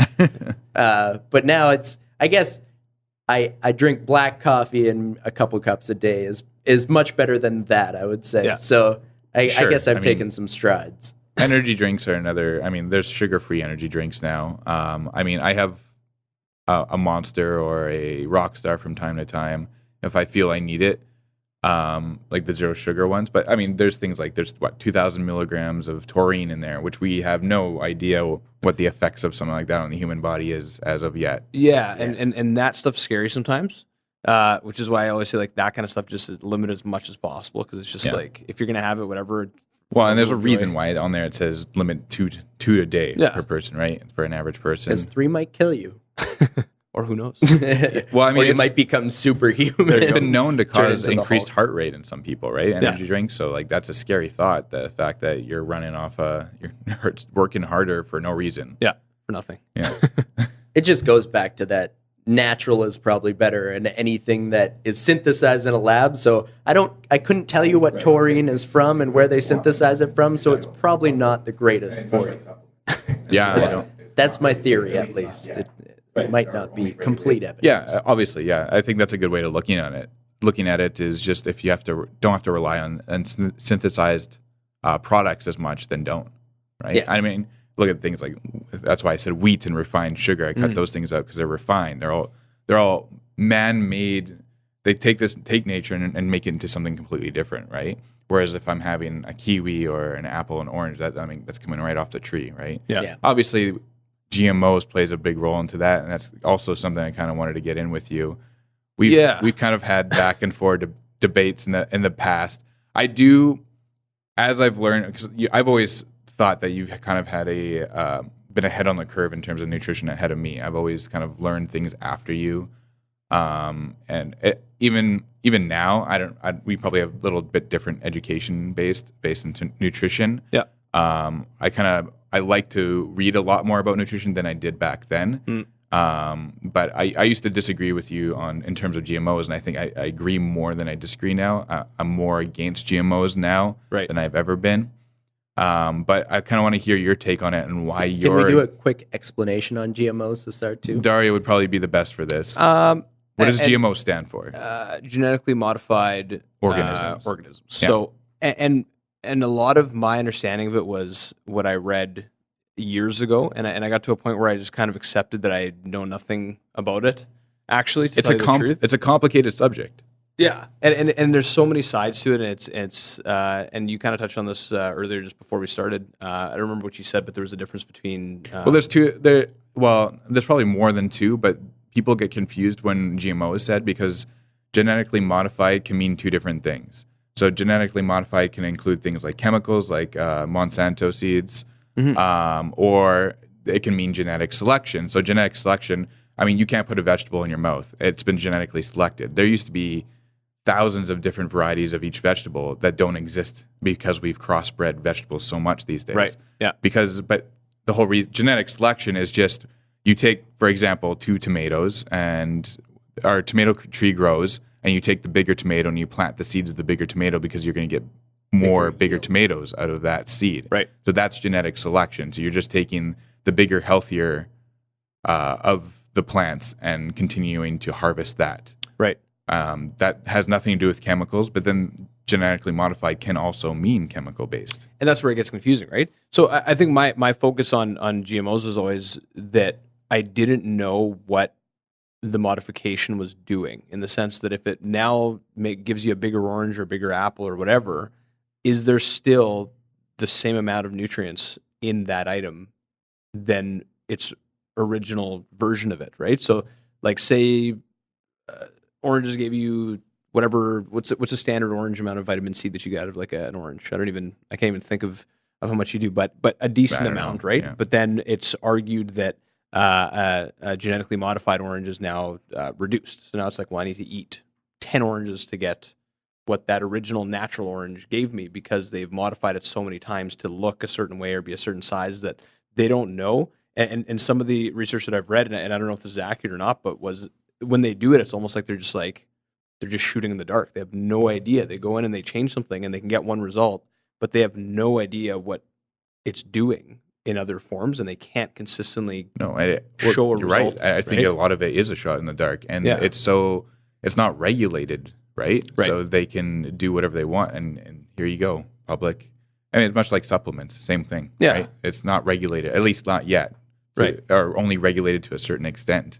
So they can almost do whatever they want. Yeah. And I got to a point where, and this is kind of where I was like pretty hardcore in telling you about it, and then you're like, what are you talking about? Like, what is, like, nobody knows anything that was about because it. I thought you were shooting down things like genetic selection. Yeah. And I got to a point, and this is, I don't know if this is a positive thing, but I got to a point where I just stopped caring, because it was to the point where, in my lifetime, and this is the part that doesn't sound good, because it's one of those things where it's like, you want to change it so the future generations don't get affected by it. But it's to the point where it's, you need to eat so that you can wake up and do what you need to do the next day. So it's control what you can control, and don't worry about things you can't really control in the grand scheme of things, because I feel that there's better, more educated, more powerful people that will make a bigger difference. Mm-hmm. But I think talking about it is what's important, in the sense that you just need to continuously make it available knowledge to everybody, to say that, there is clearly something that is potentially not positive out of genetically modified things, right? You showed me studies before. You told me about studies of genetically modified seeds, and them spreading it, and entire populations getting sick off of. Yeah, it was from the I don't crop. remember what documentary it was. One of those Netflix documentaries, I think that I saw. I can't remember which one it was, but it was basically I think it was this country that Monsanto gave them a bunch of seeds to help, and they were turning it as a positive, where they're like, yeah, we're helping this country eat. But then they denied the Monsanto seeds, because when they planted them, the crops died, and they always have to replant, and they're genetically made so that they only last one growing season.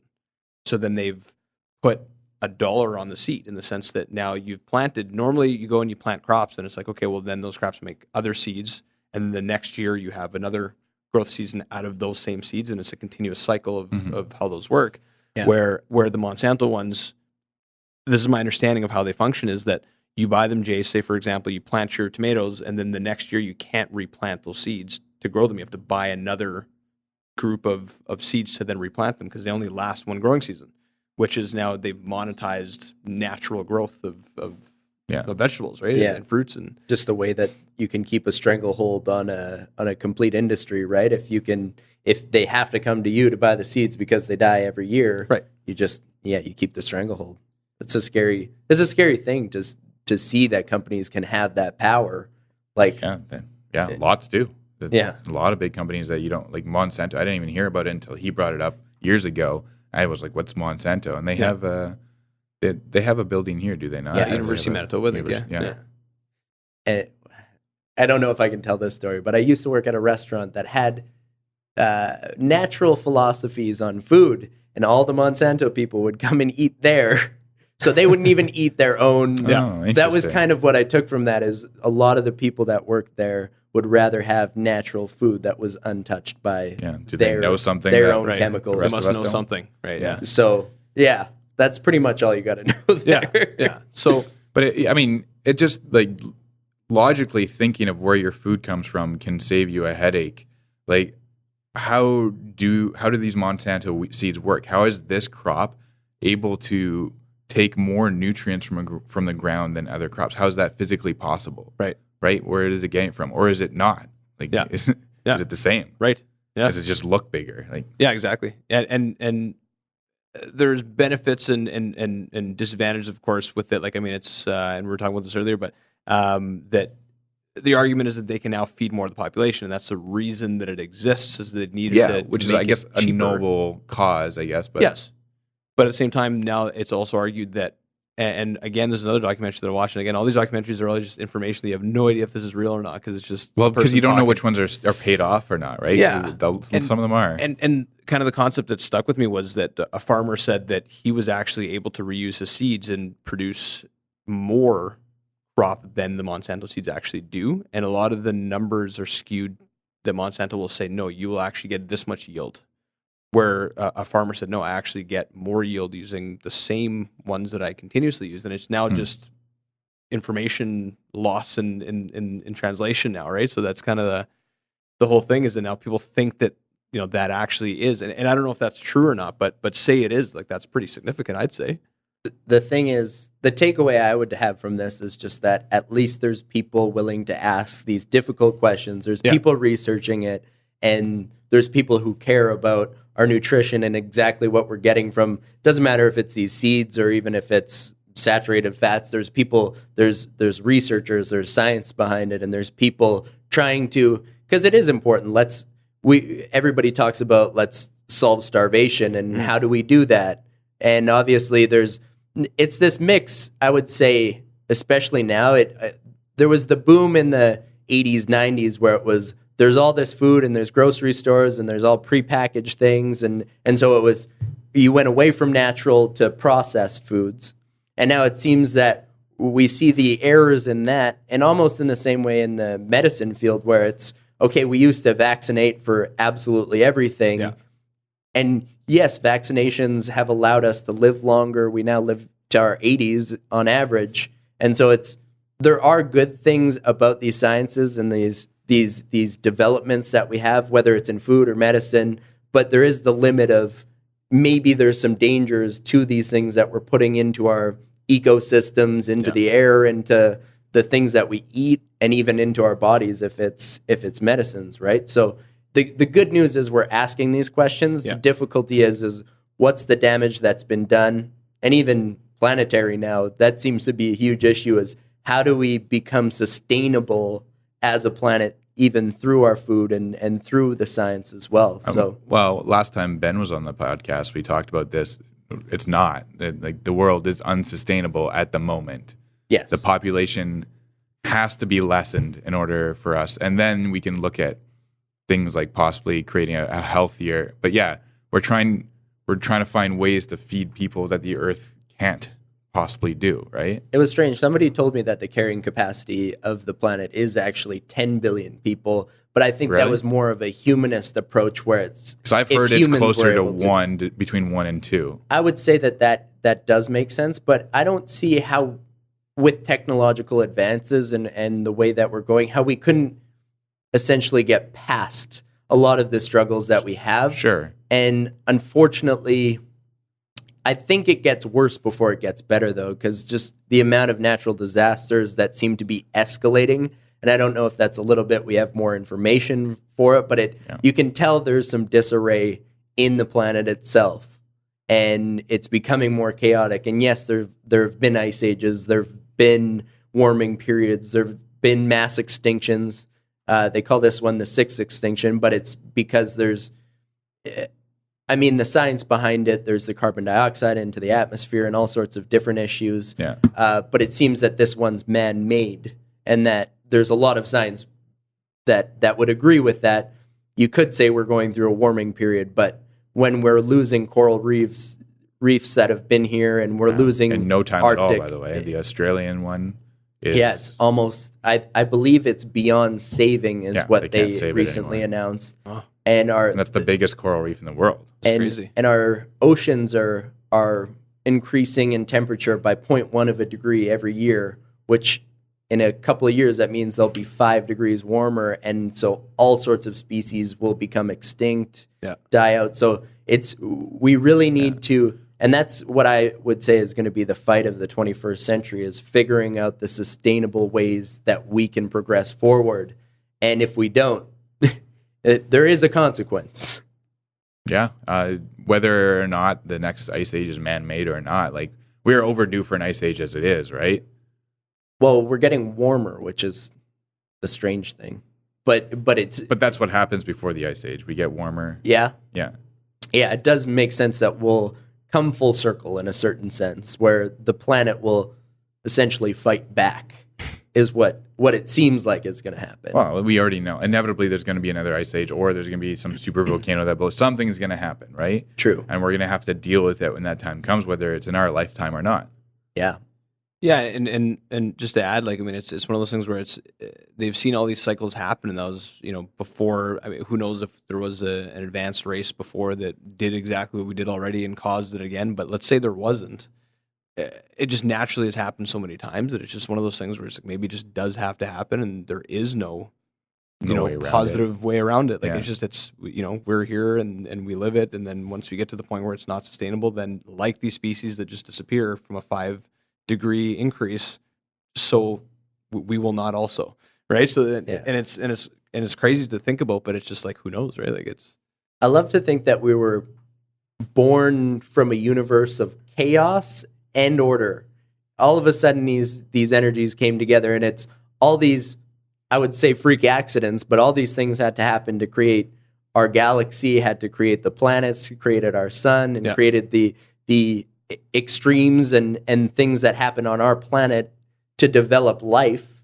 And then from that to happen to get to where we are, there were times where the reptiles and dinosaurs reigned supreme. There's time where it was organisms in the bottom of oceans. And it's crazy to think that we've come from almost nothingness. I mean, yes, you can get into the theory of Big Bang and how everything all started, but we're here, which is a really cool thing. And the fact that we have the ability to change the lives of our species, of our planet. We can change our planet, and we can affect change. Like, I don't know, just the fact that we have that power as the human race, and we're aware of it, is a really inspiring and amazing thing. And so it causes us to question our existence and ask all these questions. So it's the human experience is amazing. There's no other way to put it.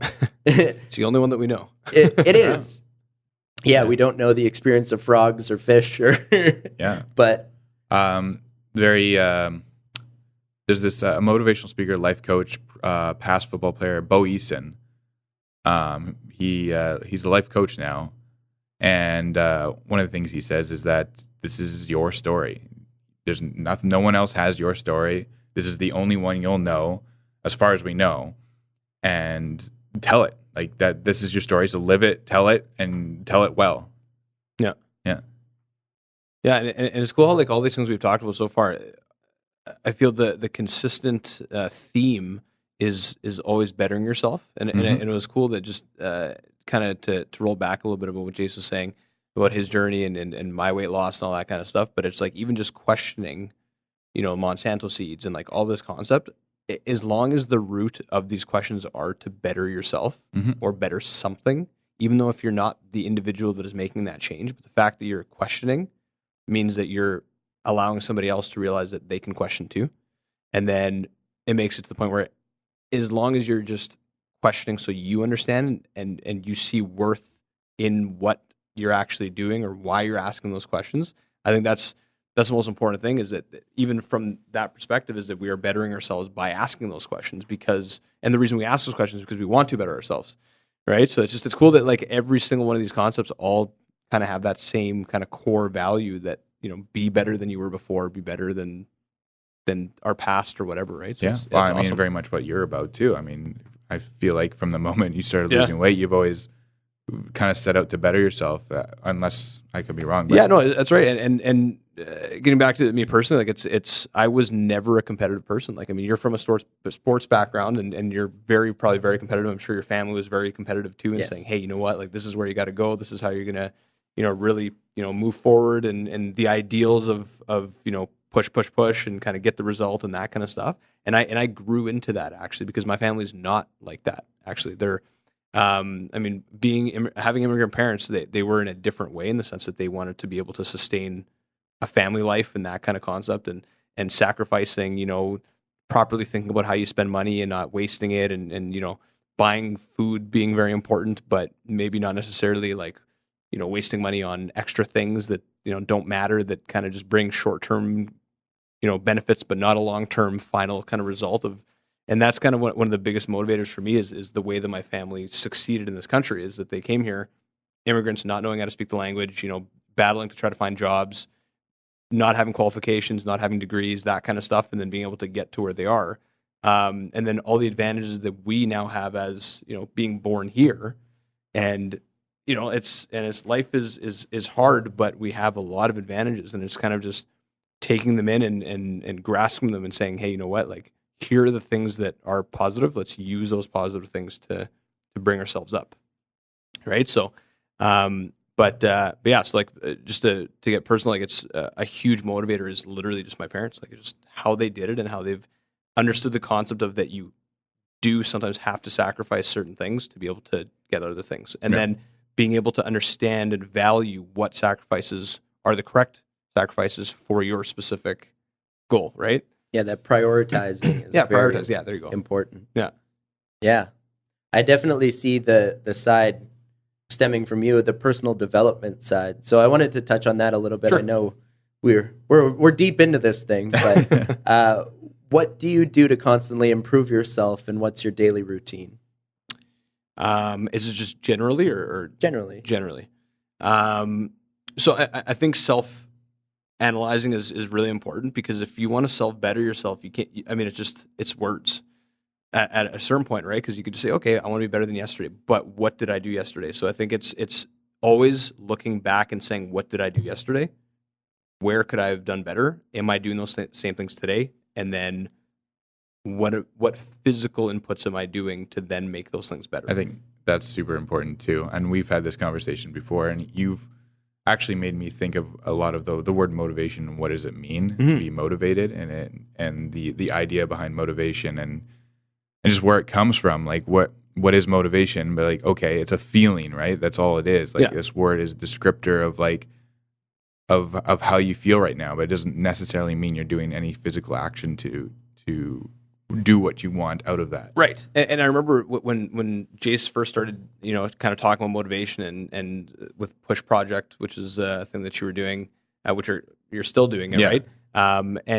And my question, and again, it was me being over analytical when it comes to like the way that Jayse thinks and that kind of stuff, and just being like, well, why are you doing this? Like, what? How are you going to do it? What, what's important? Like, what does motivation even mean? And like just questioning that, because again, it's just a word. But those are crucial questions to ask too.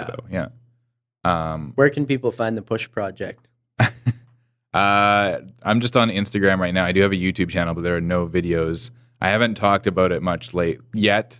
Just because it's still in the starting stages. I apologize for bringing it up too early. No, it's fine. It is. Keep this top secret. If you do want to check us out, I'd just say Instagram is the best place to find it right now. I haven't made any posts in a while, but there will be more, especially when I'm off on because of surgery. So on Instagram, it's push.project, and that'll bring you right to our page. There you go. Yeah. But to answer a little further to you, Riley, was that it's being able to self-assess is the main thing, because you can't walk into the next day not paying attention to what you did yesterday, because then it's just as if you're literally just doing something randomly that day. Like it's now, here's a new set of things that I have to do, but there's no consistency in what you're actually trying to improve, right? Yeah. Are you one for checklists, or do you goal set on paper or even on a laptop, or are you just more self-assess in your own mind? More in my own mind, and I feel that sometimes that's kind of my my flaw. And my girlfriend, actually, she always tells me to write things down, because she's like, make a checklist, like write it down, do it that way you can look back at it. And I do sometimes, and I don't other times, and then she'll get mad at me and say, like, well, you should have made a checklist, right? Like write it down so you actually know what you're doing. And I think it's very important to do that, is to write it down. But everybody's different, right? Like if writing it down works for you, you should do that, and that way you can put it in writing. A lot of people say that if you put it in writing, it's more likely that you'll actually do it. and for some, yes. For others, no. I'm sure that I think that's something Jayse said you it out actually loud. said. Yeah. Yeah. Jayse said that before to me, and I guess it's dependent on the person, but I think again, it's just asking, again, why? Like it's like, why am I doing this? What is the goal? What is the purpose of what I'm trying to do? And what have I done to be able to at least complete a portion of that? Right. And I think it's important just asking yourself why you're doing something. Have you done it? Have you gotten closer to that end result? So, Yeah, that's a great way to put it. Are there any personal development books that you would attribute to your success, or something that you would recommend to others?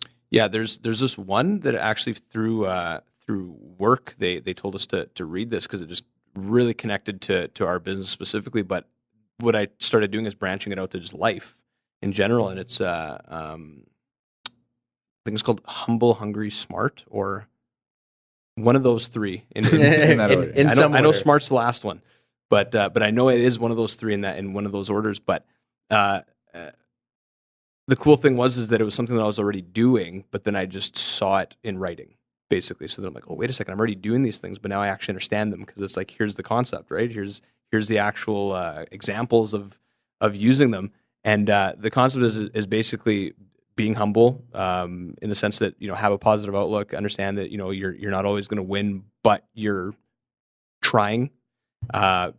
Being hungry, that you have the hunger to actually continue and do better, and the drive and that whole concept. And then smart, just generally just being intelligent in the sense that you can understand people. So like smart's a really big one, is that if you can communicate. Communication is a huge one with being smart. And it tied in perfectly in sales, because a lot of the times it's more so it's your team, right? And it's the concept of a team is that if you're able to communicate with your team, one big issue I find, and I'm sure you've all run into this, is if you're in a team, you always have that one person that doesn't communicate, right? And they kind of just agree with what everybody's saying just because they want to be part of the majority, but they're literally the problem because they're the one that is not vulnerable enough to basically tell you what their thought process is with certain things, right?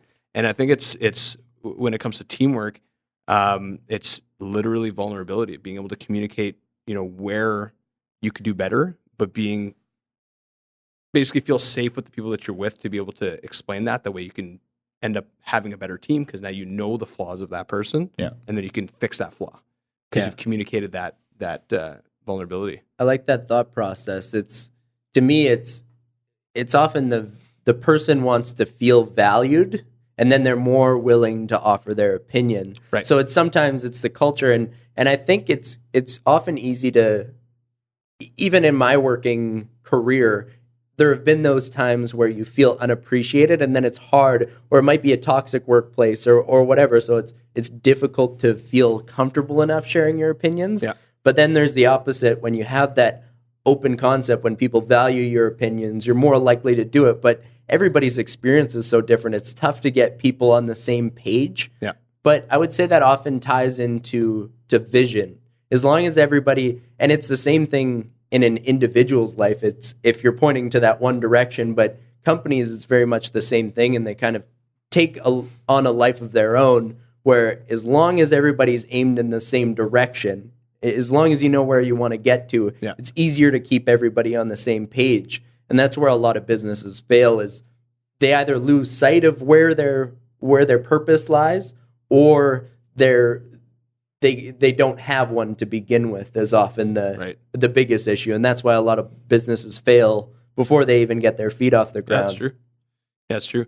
And that teamwork concept too, like it just like the humble, hungry, smart thing is also being able to assess other people, in the sense that, a lot of businesses, and I like to look at it not just businesses, but this is where I kind of put it into like a lifestyle thing, is that who you surround yourself with, and surrounding yourself with people that are not necessarily alike, but have kind of the same mentality when it comes to, how to achieve something. And I think the main thing is back to like how, self-assessment for your own personal advance, also being able to assess other people, and in the same way as you'd assess yourself, to kind of tie into that group. So from a company perspective, businesses would use this where they'd only hire based off of people that had those same similar ideals. where companies that, have failed have already had kind of a mentality where they just hired whoever and it didn't matter who they were. And then now all of a sudden, those are the people hiring other people that are not, say, humble, hungry, and smart.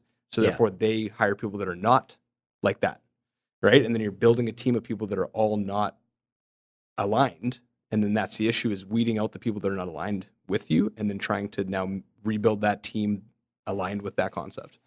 That's a great perspective on building a team, and any team. Doesn't matter if it's sport, it's business. It's really finding people that fit into the values of whatever you're trying to accomplish and whatever the business is, whatever the team's trying to accomplish. And I look at it in sport, and so even the Jets as an example, well, what did they have to do? They got rid of a lot of players who didn't want to be here, who didn't have the drive, who didn't have the determination, didn't do the right things and say the right things. There's so many other examples. I've used the Patriots before, but now we have a team. Even a guy like Line, Winnipeg is good, and comes out with a full article, and his English is choppy and broken, and yet you can sense that he has love for the city, and we have love for him in return. And when you have those guys, and it's funny, you watch success build in that way too, where we weren't, a couple of years ago, we weren't contenders. We were almost there. We made it to the playoffs, I would say, kind of backed our way into the playoffs. Yeah. And we're out in 4 games. It was a cool experience. And we're almost there. And then we had a year of regression. But it's almost the vision stayed the same. We kept developing players. We didn't completely jump ship and cut a bunch of players and change what we were doing. We knew we were on that path. And now it seems that the payoff's here. And you got everybody seems to be on the same page. Yeah. Trouba might be that one exception because he did ask to be traded and won out. So apparently it wasn't him though. So it might have been his agent. It was his agent and his father apparently that asked him. It was not him himself that asked to be traded though. Well, if he wants to be here, and the way he's playing seems to be proving that he wants to be here. But just that was more of an example in the way of building a successful team. So I think that's such an important thing, and it's often overlooked, that you need to have that vision of where you're going. Yeah, that's true. Yeah. Before we start wrapping this up, I did have one more big question for Dario here. And I like to ask this to all our guests, and I kind of think this is becoming a thing.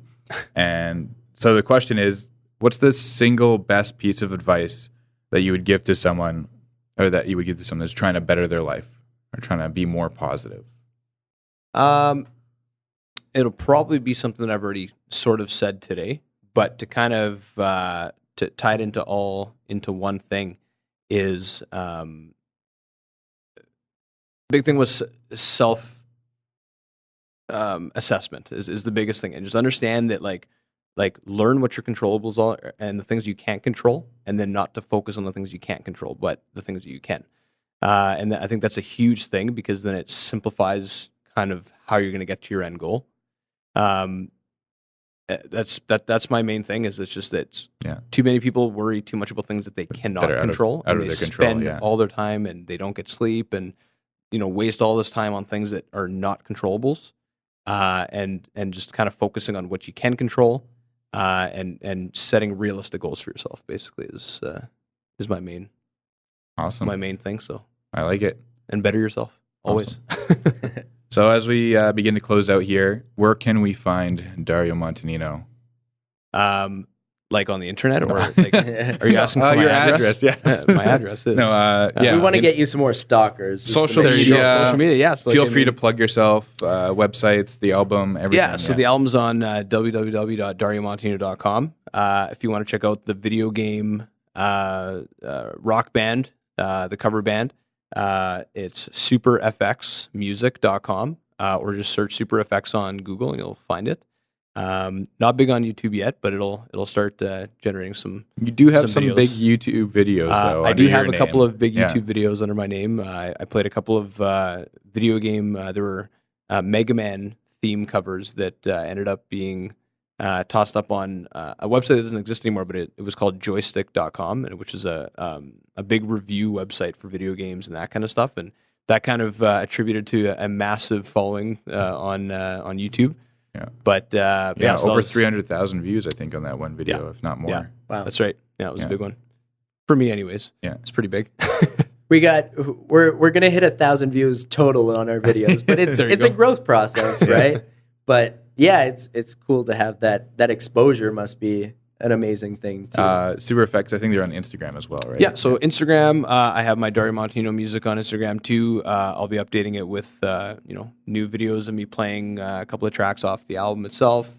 I want to start doing some cover stuff too, so like kind of converting some pop music into some electric guitar renditions and that kind of stuff, just to kind of get the listener that doesn't listen to progressive rock something to listen to. But yeah, it's pretty much all the places. Just search my first and last name. There isn't many of my first and last name in the world, so you'll find me. Yeah. Well, we'll definitely put some links up on with the video as well. Do you have any shows or anything coming up in the near future?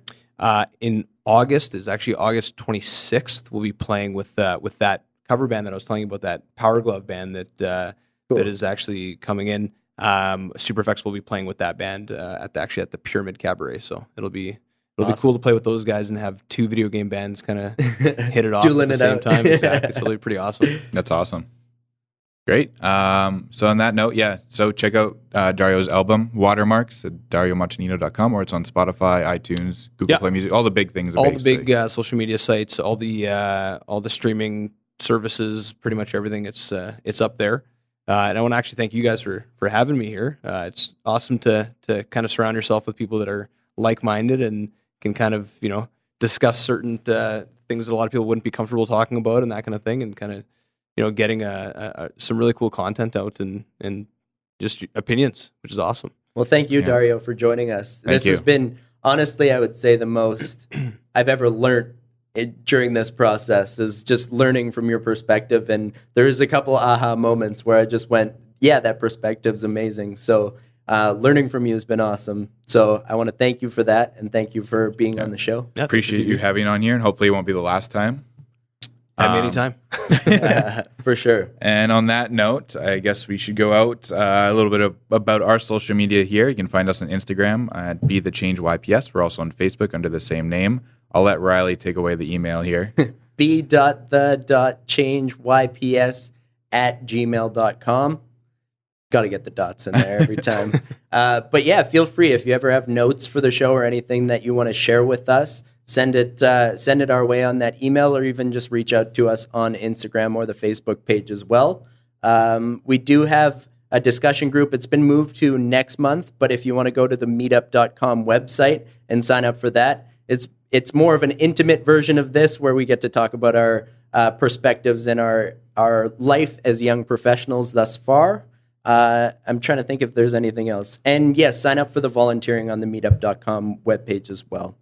Perfect. I think that's everything. We got it. All right. So until next time, farewell, everybody. Thanks again, Dario. You're welcome. We'll see you soon. Got the Darth Vader voice in there. I like it. You're welcome.